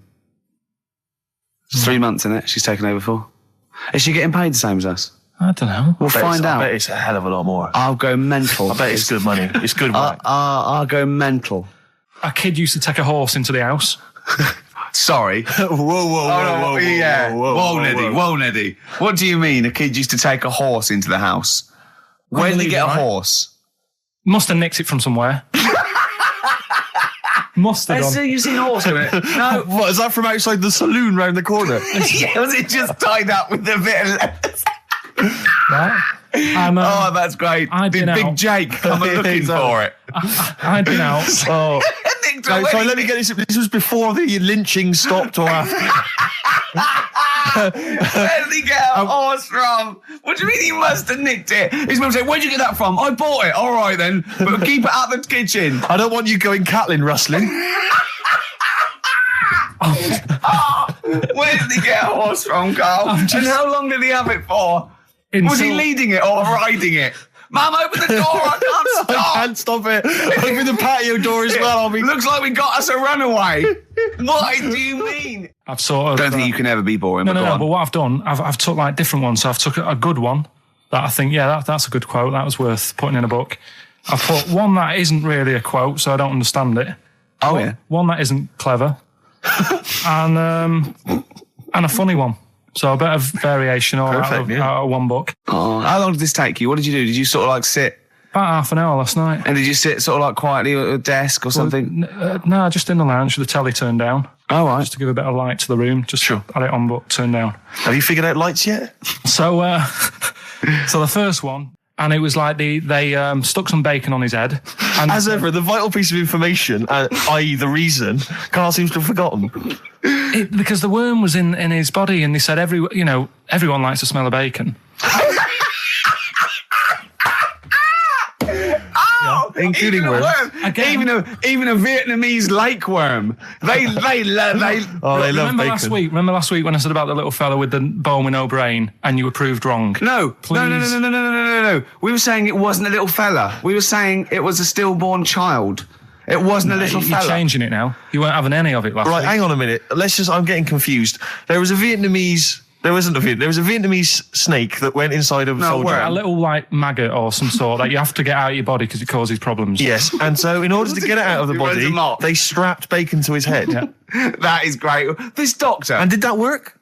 I think so. They had a picture of him smiling. Oh, God, what, the worm or the bloke? The bloke. Oh, dear. Honestly, I hope someone knows the story. And it was about 3 years ago, I reckon. Okay. And, it did work. GI bacon. So this is why the worm burrowed out of his head to get the bacon? Get to the bacon. Right. That's great. When my dad was when he was a taxi driver, you used to have to sort of do your bit for the local area. Oh God! By taking the the Forrest Gump people to Blackpool. Yeah. Is that what they're called now? The Forrest Gump people?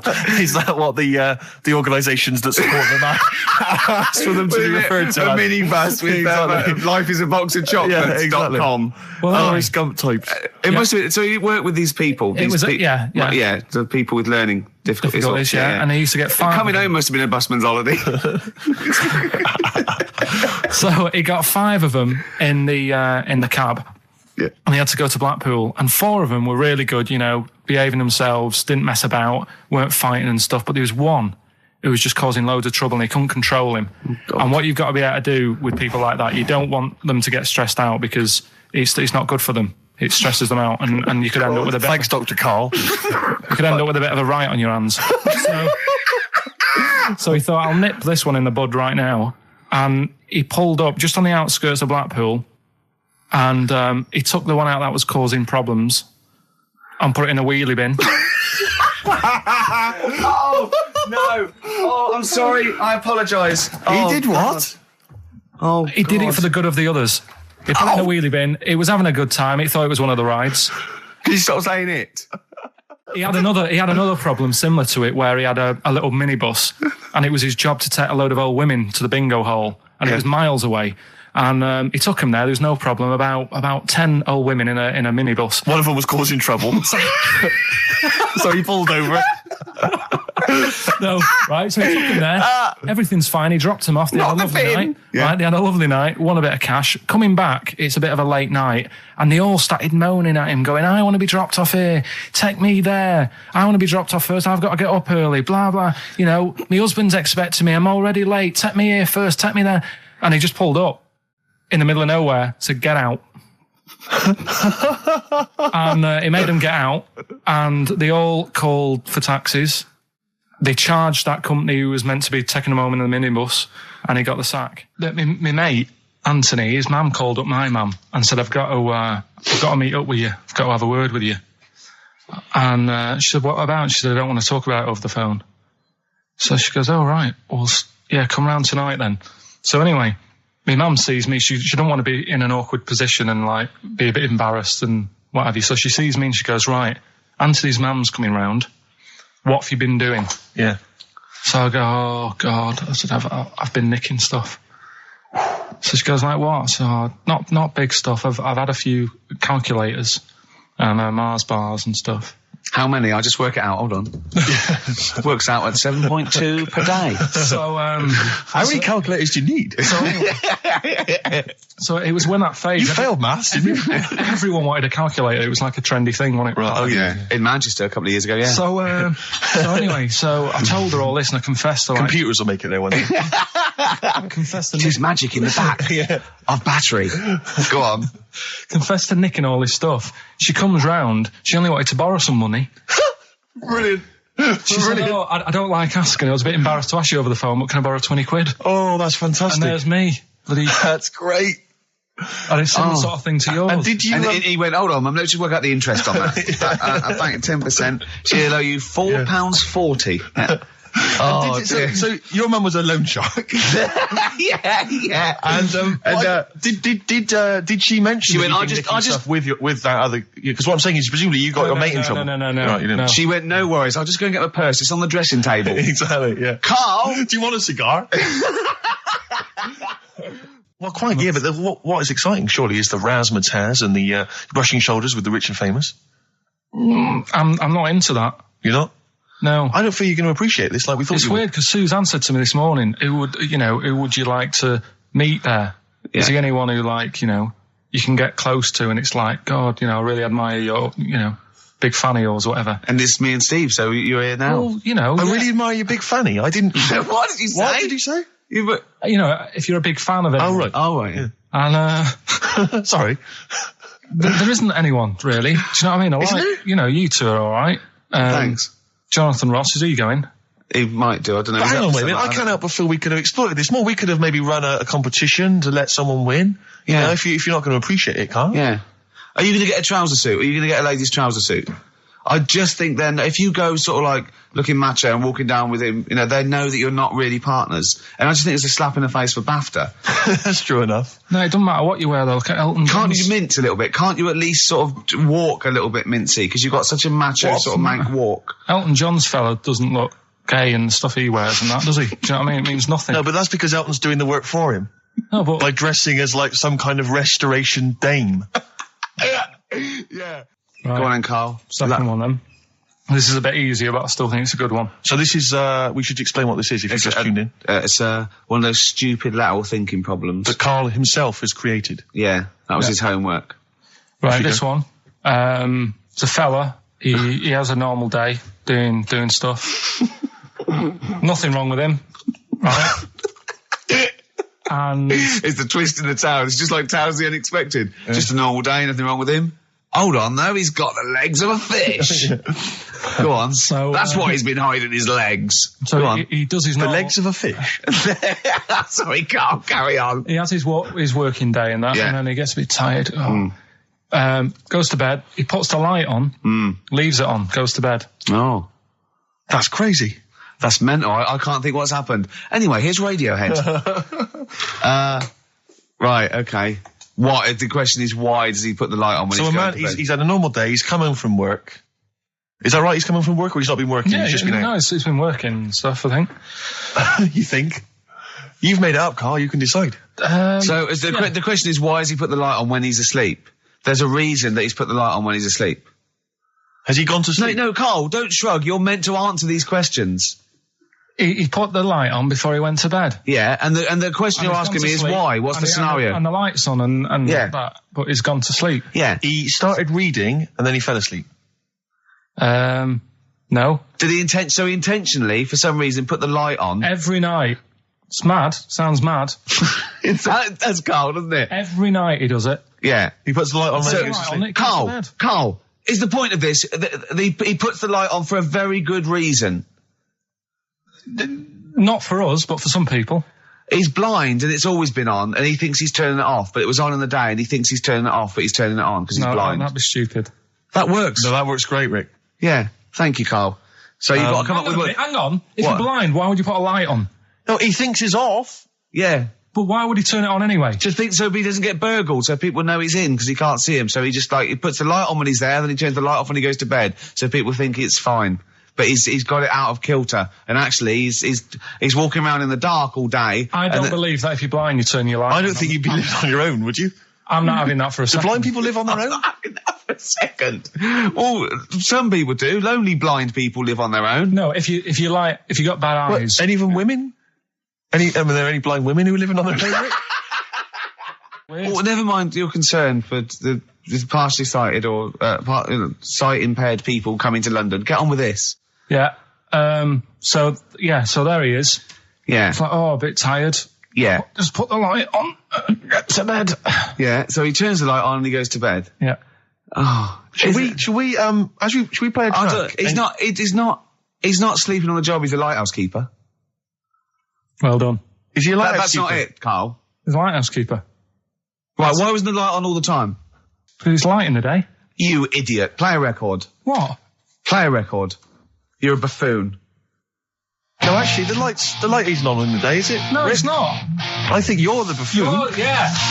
Karl has won! Quickly recap the end there. I almost missed the end. There you go. He's in the attic, right? Yeah. His missus is still downstairs. She's not up there. Okay. Right? He's on his own.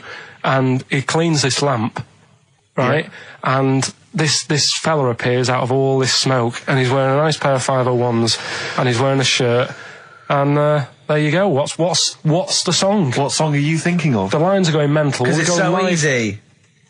Let's play a record, Karl. We'll come back and we'll find out if anyone's got that right. That's a great one, Karl. Really. Right, Did you just come up with that? Literally in the last 10 minutes. Genius. This is genius. Definitely. I mean, if those calls aren't from major TV companies, I don't know. Dynamite stuff. A lot of them are. What's his name's lawyer? Simon Mayer. Simon Mayer. Oh, this is little by little.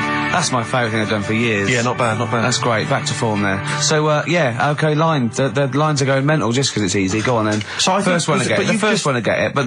Well, it's not that, though, Rick. I mean, Karl has just decided to revise the actual rules of the competition. Yeah. So that, we've decided, is very easy. So that's now a qualifier. And so then they have to answer one live. Exactly. So whoever gets that one right can play for big money. Is it a quick one as well? Because some people will lose the will to live. Yeah. Just cut to the chase. And because they've got to qualify now, we're throwing an Office DVD that aren't ready yet. You'll sign that, won't you? Yeah. Yeah. No. That increases value by 42 pence. Right, go on. We'll just go live, yeah? Hello, XFM. Yeah, hi, how's it going? Not too bad. Not too bad. Listen, a very, very quick recap, Karl, if you will, please, for the people listening. Very quick. Right. A man ends up in a loft. Man's, after moving into this house and that, he's in the loft and he's tidying up. His missus is downstairs doing the kitchen because that needed doing. He's up there, he's cleaning up, emptying the boxes. He finds a little... He rubs a lamp, a fella comes out wearing 501s. What's the song? What's the song, mate? are you talking to me? Yeah, sorry, yeah. Look, I'm sitting in this bar, right? I'm not ringing up relating to anything that's going on right now. I'm after one of these armbands to go and meet Bowie on Monday. Can you help me out?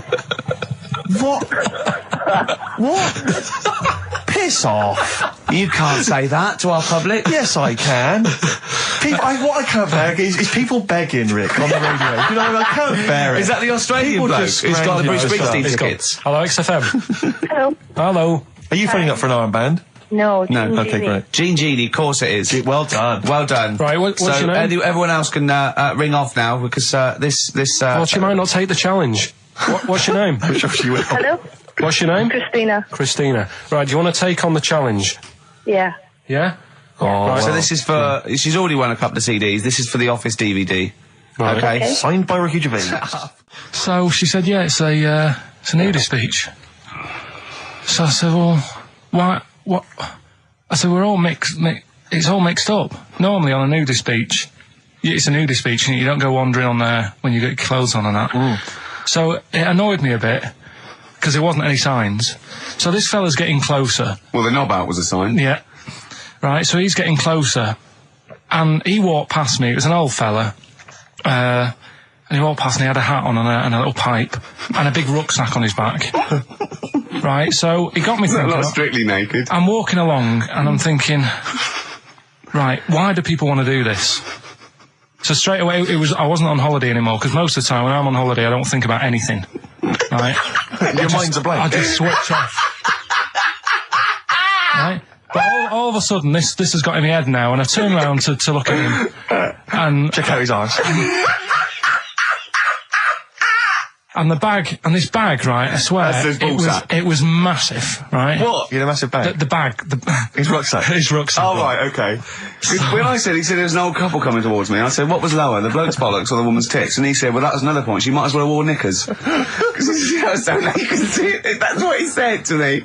So you saw the bag? So it annoyed me, yeah, because the whole idea in it, this is what I think, I mean, I might be wrong, right? Might be wrong. Chances you never have been. You never have been before. Being nudist, right? What's it all about?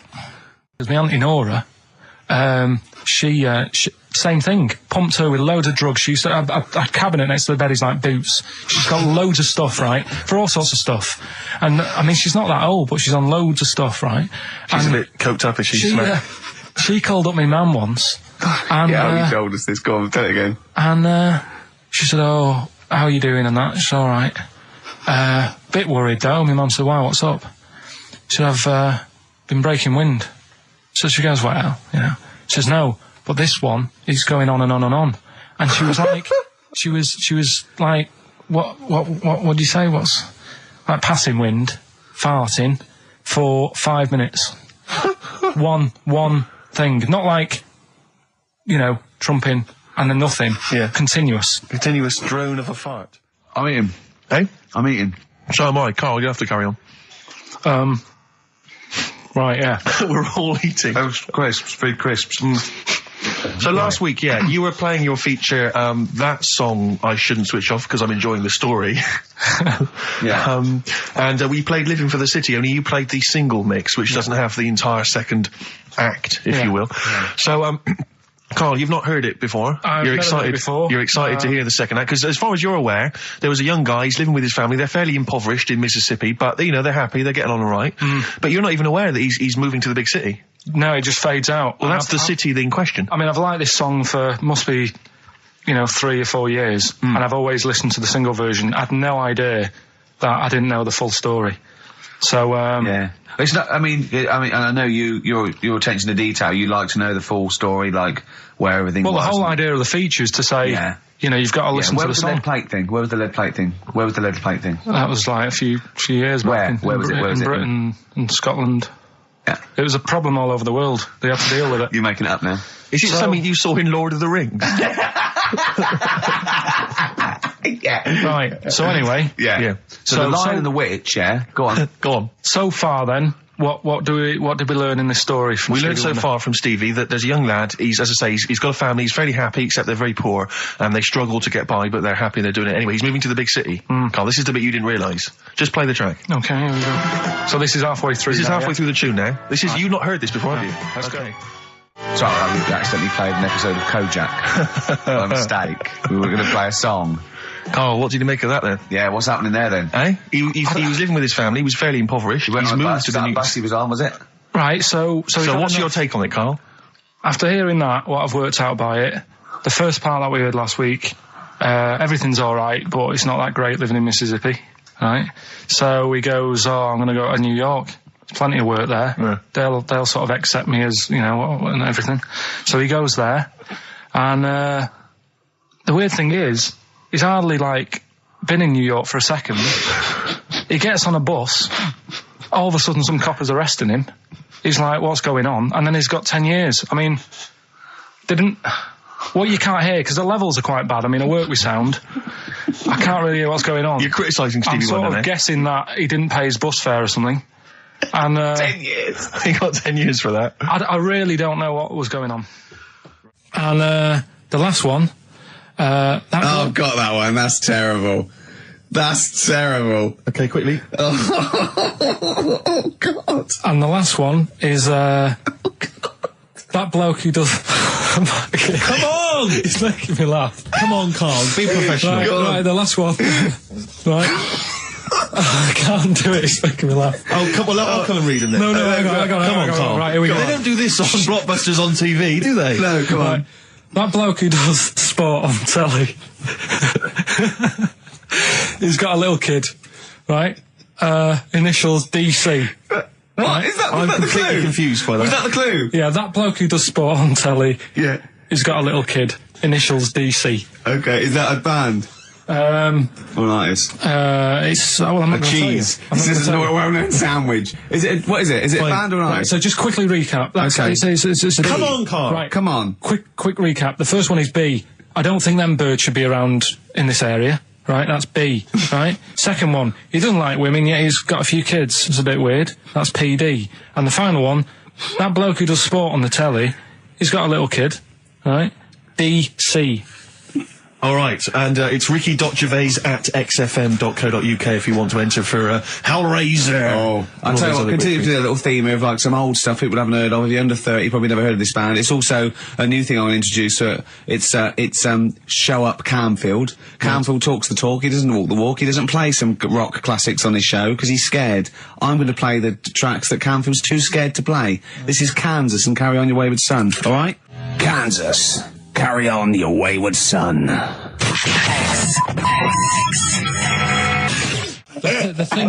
thing that I wanted to tell you is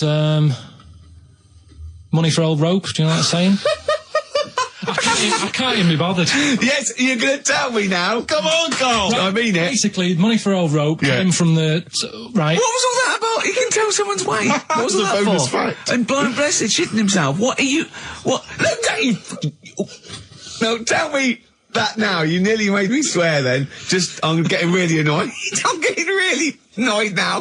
Tell me this back, Karl, or I'm going to go mental. Come on, Karl, time's running out. More that people years ago, when people used to be hung, right? Right. If you didn't like the person who's been hung, you'd go, God, I really don't like him. And so you never forget the time. Because even if they're being hung, we take that as read. Yeah. So they never forget afterwards to get the hangman to get the rope, and to cut it up into little pieces, and he'd sell them.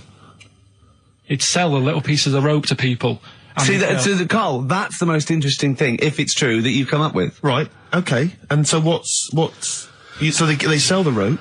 They sell the rope, and it's money for old rope. Money for old rope. Meaning, like, you know, God, it's easy to make money. That all they have to do is cut it up and sell it. I'm cynical. Right, there's a little midget. Right, there's a circus. I'm loving it already. Circus going on somewhere. I think it was in America. And is that present day or old times? I'm talking like in the last 3 weeks. Okay. Right, little midget. Circus, really packed out show. People are loving it. Steve, you'll ask the same question I did. I know. So there's a little midget jumping up and down on a trampoline. That's what circus is. Right. I'd pay good money to see it. So everyone's clapping, and he's getting carried away. Because he can't believe they're loving it. I didn't know they'd like a little person on a trampoline, but they love me. But you know what it's like when, if there's a crowd of people sort of encouraging you to sort of go higher and stuff. Yeah. And I'm sure he knew it was getting out of hand. But he was jumping and he was coming down the road going, higher, and he's going really high in the air, right? So he's doing this, crowd are clapping. There's a hippo, right, just sat next to the trampoline getting ready to come on and do his act. Oh, right, I thought he was in the audience. That's it, getting ready to do his act, Steve. Yeah. So he's a ventriloquist. What do you mean he's sitting by the trampoline waiting to do his act? Because why does he sit in the dressing room and they go, 5 minutes, Mr. Muss, 5 minutes, Mr. Muss. So anyway, right, so the hippo's there. He's getting annoyed, is he? Because the midget's he's going, how can I follow this? This is really annoying. They're going to be, no. So he's thinking, he's already done the trampoline, my pogo stick act is never going to work. Yeah, go on. So there's a hippo waiting. It's a great story, and I just know he embellishes it or it gets slightly wrong. Go on. So there's a midget jumping up and down. The hippo's getting annoyed. The crowd are going mad. The midget's loving it. Can't believe his luck. Although you think he probably knows he's dicing with danger. Yeah. So next thing you know, they're all saying higher. He gives it one big, like, heavy sort of landing on the trampoline.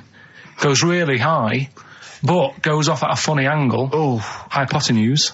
Okay. Yeah. And sort of flies up.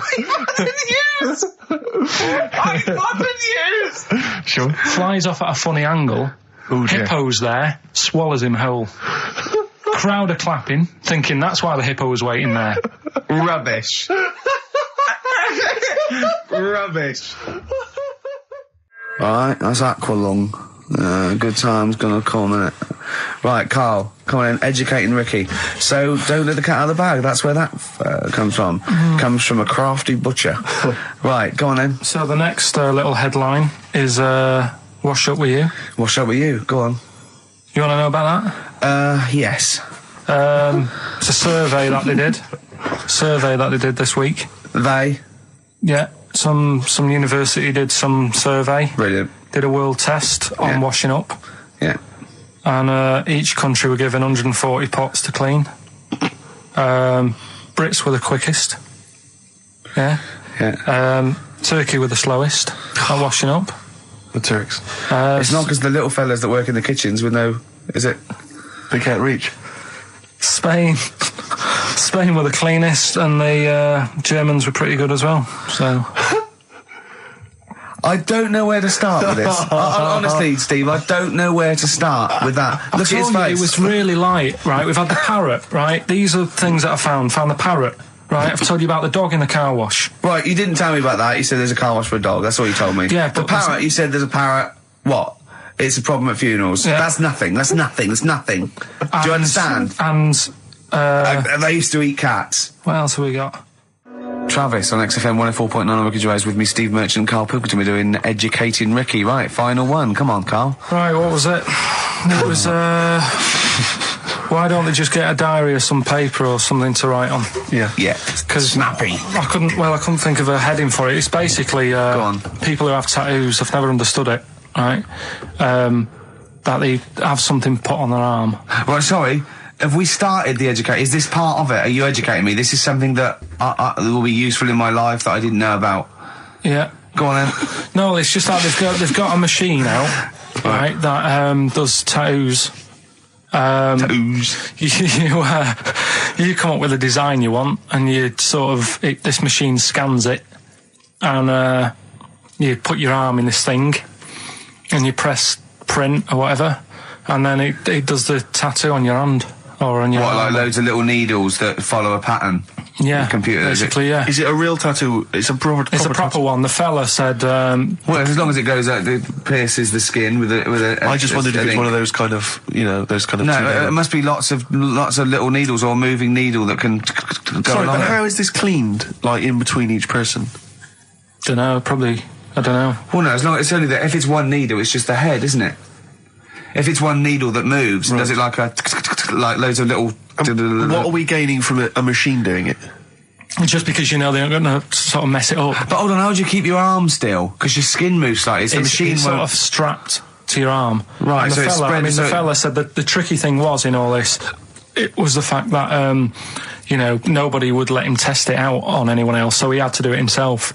But did it work? Because the thing is with a tattoo artist, they can see when your skin's moved and they can see what they've done and they keep wiping it and looking, whereas a machine's just got to trust itself. Yeah. So I think one needle could go wrong. If it was a lot of needles, that it just came down, like, 1,000 needles that was an imprint. Yeah. But obviously I'm asking someone who hasn't delved any further than there's a machine that can give you a tattoo. That's all you've got at the moment, isn't it? Well, basically. That's all you've got? I mean, that's what I've got, because I'm not a fan of tattoos. I don't... But where did you read this again? This was... Internet? This was on the internet, yeah, it was, yeah. Okay. And I just don't understand why people do it. That's what got me attention. Because me... Sorry, what have I learned from this? That if you wanted to get one, you can get one done by a machine now. Well, you'd think it'd be Bughead, wouldn't you? What? Well, you'd think it'd be Bughead, wouldn't you?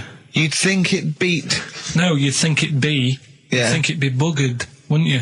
Bughead. Bughead. This can't be... If this is anything with a bug living without a head, I'm not interested. Because we've done it. All you've done is fun. Let's just do what a cat. So it is that. Do I do that one first? Which one? Which one are we doing? No, do the Bughead one. Right, well, the Bughead one. Well, we've talked a lot about animals and that, haven't we, without heads. Surprisingly, we have. I think a disproportionate amount on it. If you're a new listener, this is the first time you listen, you'd be surprised. Yeah, we've done all that. We've covered worms. The way if you cut their head off, it grows back. If you don't cut too high above its neck. We've covered the chicken, the fella who blinked. Yeah, I can't go into it again. Right, let's not go into it again. We've had the chicken with no head that lived for 8 months. Yeah, and we've had cockroaches living for a week without an egg. Right, okay. Well, it's a bit more on the cockroach front, really. Right. They've found, right, that if you get a cockroach and you cut its head off, right, and then you find a cockroach that's still got its head, but it hasn't got any legs. Right. Right, it's not over for both of them, right? Because what you can do, you get the one that's got the legs, right, with no head, sort of running around. Get the one with the head, sit it on top of it, right. Get a little tube, okay, so that the fluids. So is this auntie's go out of the room? Let him finish. This is like Blue Peter. Let him finish. You could get this for Christmas. Right, you get a little tube. You sit that on top, so the bodily fluids are still running between the two. Right. The head of the one on the top will control the feet of the one on the bottom. Okay. What about that? Good. And will it continue to live? Yeah. Okay, you don't know that for sure, do you? That was just a question out of the blue he wasn't expecting. Well, what do you think of that? Good, yeah, it's great. Yeah, just a primitive nervous system that can, yeah. Did you expect us to be more impressed and excited by that? Did you fall off your chair when you read that? Did you literally topple off? Snowbird from Mark Eitzel, part of his covers album. He's so happy that the XFM listeners understand his stupid clues, and he knows it annoys me. We've got some right answers. We'll be giving out the answers just quickly, just in case someone sort of missed one of them. I'll just quickly do them, yeah? Yeah, go on. First one, there's a load of letters. Show. There's a load of letters there asking for advice. Put them on Claire's desk. Oh, a Merry Christmas. Ask your mum if you should. Oh, a Merry Christmas. And a couple of people were arguing in the supermarket. It was Christmas, fruit and that's veg why. counter. and that's B. Okay, we'll give those answers out shortly. Yeah, right. Here's the last clues of the year. You had, there's a load of letters there asking for advice. Put them on Claire's desk. That was F. That was for foreigner. Foreigner. I don't know what you mean. Claire Rayner, she took advice, she gave people advice, so that's a foreigner. That is shit. Right. I'm sorry, that might be Christmas, that is absolute garbage. A lot of people got the right answer. I know, that annoys me even more. Yeah. Actually, a bit of extra monkey news if you want it. Okay, always. Do you know the, Monkey News Extra. Go on. Do you know the Halfords ads? Halfords ads? I don't think so, no. What happens? Halfords, they've they sell nuts and bolts and stuff. Right. They were using monkeys in the ads. Okay. Yeah. And what happened? Don't they sell bikes, Halfords? Well, mainly. Bicycles and motorbike stuff in that. Okay, so they're using monkeys in the advert. What happened? I can't handle it. What? I can't do this. Look at him. Look at him. I don't care what he's doing. Well, basically, right, there was a load of hassle because they were using these monkeys in this Halfords advert. Yes. Right. And what happened? Get to the point. It turned out it wasn't a problem because they were mechanics in the first place. Well, they were monkey mechanics? Yeah. What are you talking about? Mental. What are you talking about? That's not a story. Right, anyway, listen, let's get back onto They were mechanics in the first place. Right, listen. Right, so they're making this documentary. Right? And stumble across a little gang of Get on with it, please. Little gang of monkeys. That's the first time I've ever laughed. I'll hear that. I know.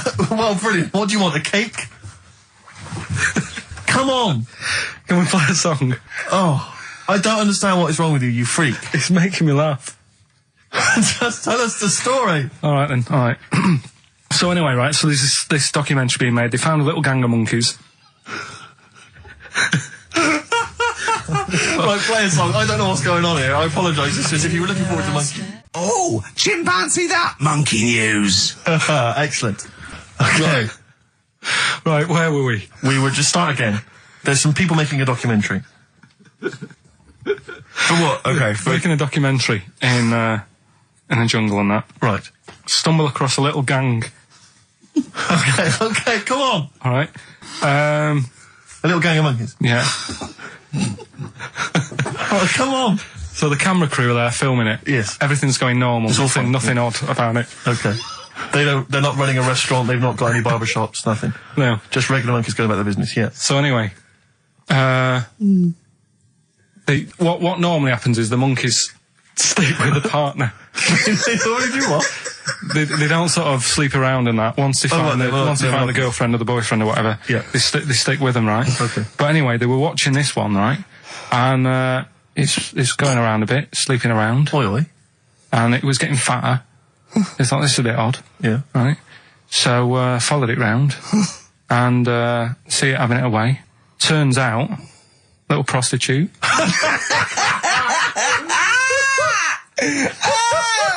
Oh, God! It's a little monkey prostitute. And it was getting fatter because it was charging them bananas. What a load of old rubbish.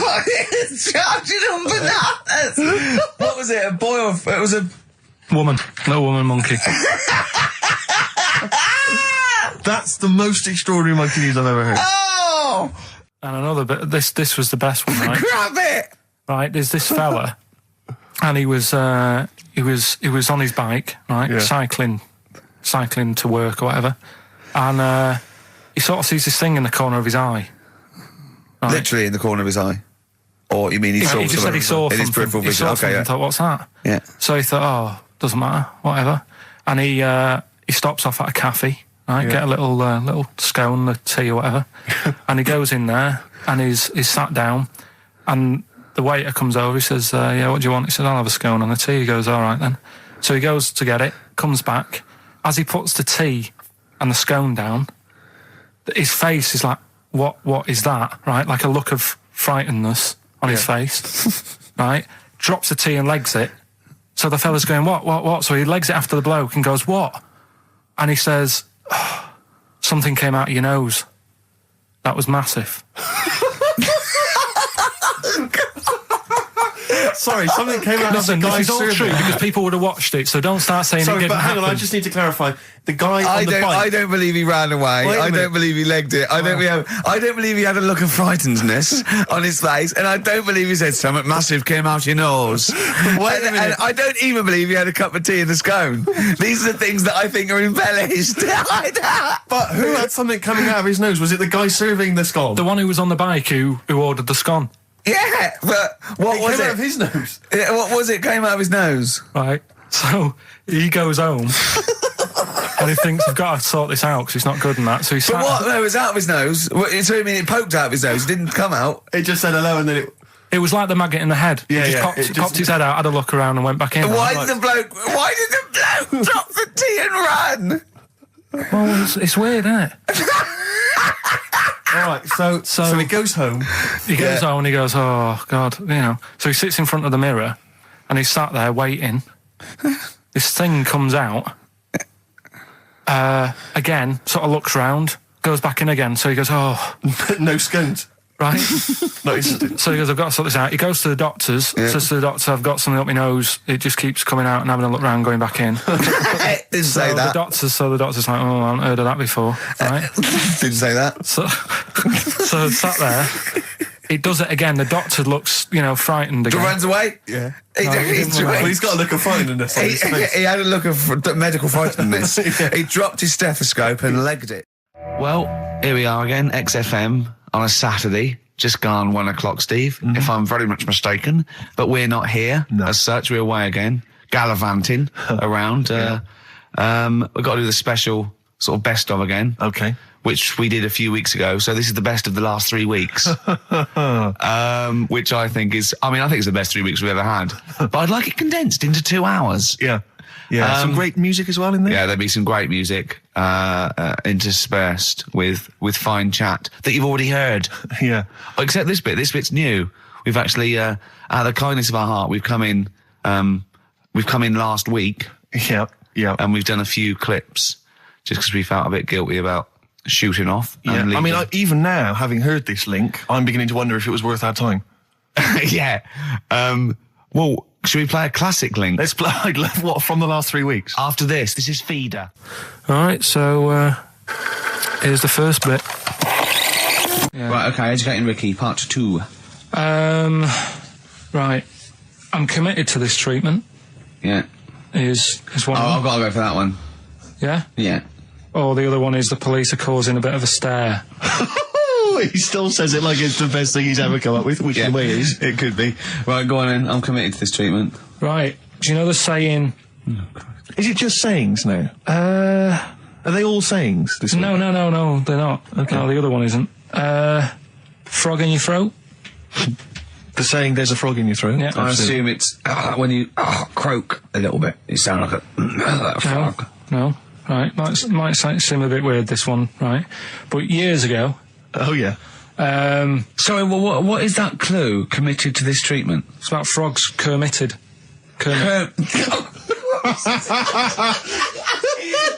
Probably works better with a K and an ER written down. Well, also, if you'd pronounced it Kermitted, yeah. but not committed. Committed to this treatment!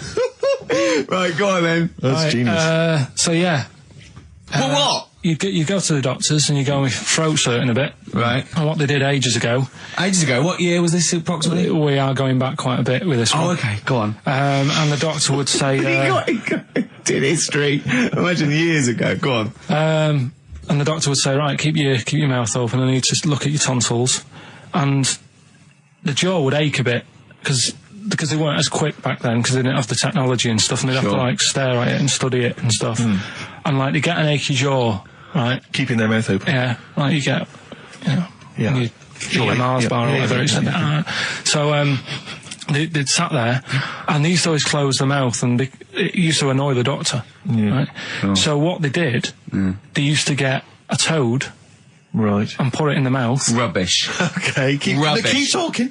Keep talking. And that way they couldn't close the mouth because either they'd squash it, right, or apparently you're not allowed to lick a toad's back. So the doctor would have them for breaking the law? No, but it's poisonous, right? A toad's back. You should never lick a toad's back. Or put it in your mouth, really. Oh, just stop for a second. Wait. What? Can I just ask one question? Go on, yeah, ask one question. I've got a few, but go on. Sure. My initial thought is, it sounds like a brilliant bit of sort of medical knowledge there. It's a great idea. Yeah. My only thought is, how does the doctor see past the toad? Yeah. Your tonsils? What's he actually looking at with the mouth open? Surely the toad is in the way. Hopping around in the way? It didn't say. Sorry, and my first question is, was this on the internet? Yeah. Yeah, okay. Karl, that is bollocks. That is, I mean... Well, all right then. Let's turn this round. Where does the saying, you got a frog in your throat come from? Probably because you sound a bit croaky.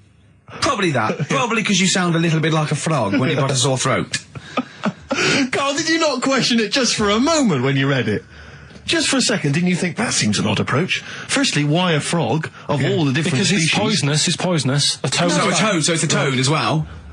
Yeah, well, that it worked. I'm committed. Worked. No, my point is, it's frog in the throat. I was going to change it to, have you heard the news Toad Day? But I went with the frog. Oh, God! Right, so that's rubbish. So that's rubbish. Next, can I have, Let's play a tune, let's come up with a God. Can I just say... No, just play it. Yeah? Yo, Karl.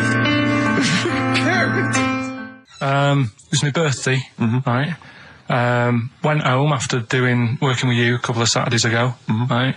Girlfriend was like, open your card, and I said, no, it's my birthday on Monday, I'll open it. You obey by the rules, certainly on birthdays. Birthday rule. Well, there's no point. Well, exactly, chaos leads that way. Yeah, right, so... Not an anarchist, never has been. So anyway, she was kept going on, it was doing me head in, so I said, alright, I'll open it. Yeah. So I opened it, ticket fell out. Surprise holiday to one of the Canary Islands.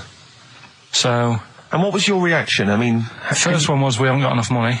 Right. For this, but I didn't want to ruin it, so no. So I didn't go on about that, and I said, "Oh, it'd be great." So I can't wait. So did you say it in that tone of voice? Well, it was good timing because I was tired and everything, and I'm not a big holiday fan, but the timing was right.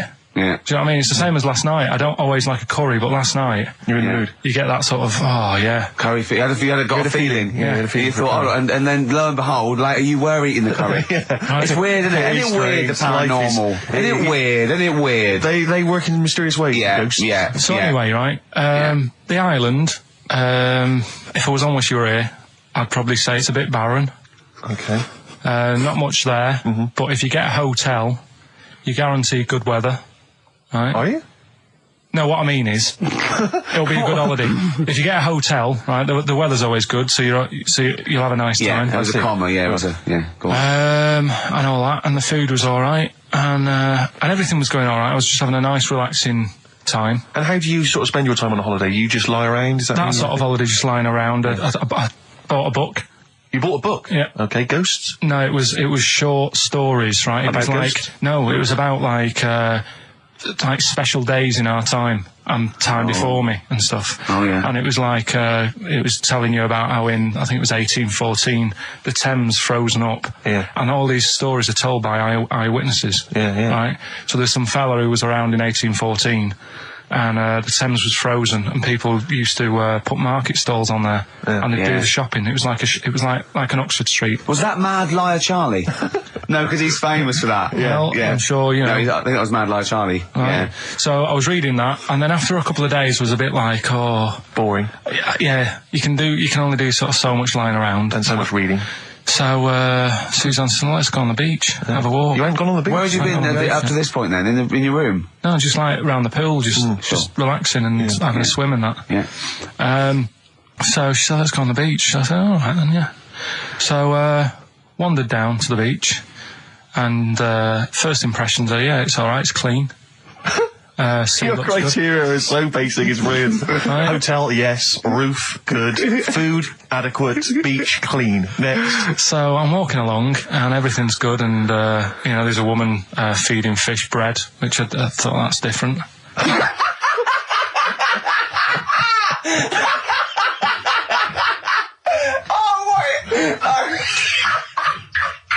I love that. He likes to Originality. He loves a bit of originality. She was feeding fish bread? This woman was there, like, up to her knees in water. Yeah. And she was stood there. Was that a sea? Chucking, yeah. All right, good. Chucking this bread, and I thought, what's she doing? And I stood there and watched for a minute, and there was little fish coming up, having the bread. I thought, So I carried on walking, and everything's going well, and then this fella comes towards me. Everything's going well. Yeah, that's I haven't fallen over. Clean feeding bread. 2 points for originality. Fella comes walking towards me. Oi, oi. He's only got no pants on. Oh. So I said, Suzanne, what's going on? Why did he turn to her? Like she knows more than him. So she said, oh, yeah, it's, she said, yeah, it's a nudist. Is this going to be a long story? Could you pour that coffee? Can you give me that coffee over? Sorry, this is really bad. Yeah, because he's poured... Thank you. Just amuse yourselves while we sort the coffee. Tk you very much. Dave, do you want I'll have a cup of coffee, Karl. Thanks, yeah, cheers. Cold. Right, good. Okay. So... Great. Thank you. So she said, yeah, it's a nudist beach. So I said, well, why, what? I said, we're all it's all mixed up. Normally on a nudist beach, it's a nudist beach and you don't go wandering on there when you get clothes on and that. So it annoyed me a bit, because there wasn't any signs. So this fella's getting closer. Well, the knob out was a sign. Yeah. Right, so he's getting closer. And he walked past me. It was an old fella. And he walked past and he had a hat on and a little pipe. And a big rucksack on his back. Right, so he got me thinking... Not strictly naked. I'm walking along and I'm thinking... Right, why do people want to do this? So straight away, I wasn't on holiday anymore, because most of the time when I'm on holiday, I don't think about anything. Right? Your mind's a blank. I just switch off. Right? But all of a sudden, this has got in my head now, and I turn around to look at him, and... Check out his eyes.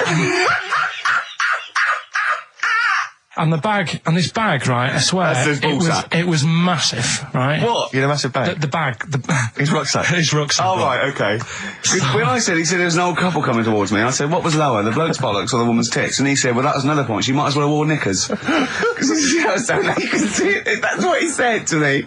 So you saw the bag? So it annoyed me, yeah, because the whole idea in it, this is what I think, I mean, I might be wrong, right? Might be wrong. Chances are you never have been. You never have been before. Being nudist, right? What's it all about? So I'll tell you, on that point, Karl, let's play a tune, let's come back and we'll discuss... What are we going to play? We'll discuss that very issue. We've got some ideas, we did chat about this last week, Karl, in your absence. Alright, well, we'll play the choral. Okay. It's a good one, this. Yeah. Coral, Dreaming of You, on XFM 104.9. I'm Ricky Gervais, with me Steve Merchant and Karl Pilkington. If you just joined us, Karl is walking down the beach, and a man has just passed him with his knob out. Yeah, his testicles out and his huge bag, apparently. Right. Now, we'll sum this up, you know, quick, because we did talk about it last week. You know, you did call me and tell me some of these things, and we sort of mentioned it last week, but you just want to say just give us your thoughts on nudity. Well, what I don't understand is, right, nudity, I thought it was all about, you know, sort of being free. Yeah. Natural, letting the breeze, you know, blow around you and that. That's all I can think is of like the bonus of doing it. But you can get that by just having a pair of shorts on, right? Because I'm not one for getting my kit off. It's just something a bit weird about it, isn't it? Normally, if I go for a walk on the beach, I'll put a shirt on. Sure. But leave it unbuttoned. Yeah. Oh, right, yeah, tease the ladies, sure. Do you know what I mean? Yeah. But it just feels a bit weird. So it's best to cover your back anyway, because the sun and all that. Advice, yeah. But when I saw him, and I thought, well, right, is he doing it to sort of be free and be comfy and all that? And then I thought, but he's carrying a big bag, right? I've got a pair of shorts on, and I'm not looking at him thinking, I bet he's really comfy. Do you know what I mean? I wasn't going, I can't wait to get home and get my shorts off. They're really annoying me, these. So... and that's just it. I don't get what it's all about. Yeah. Sure. Yeah. Sure.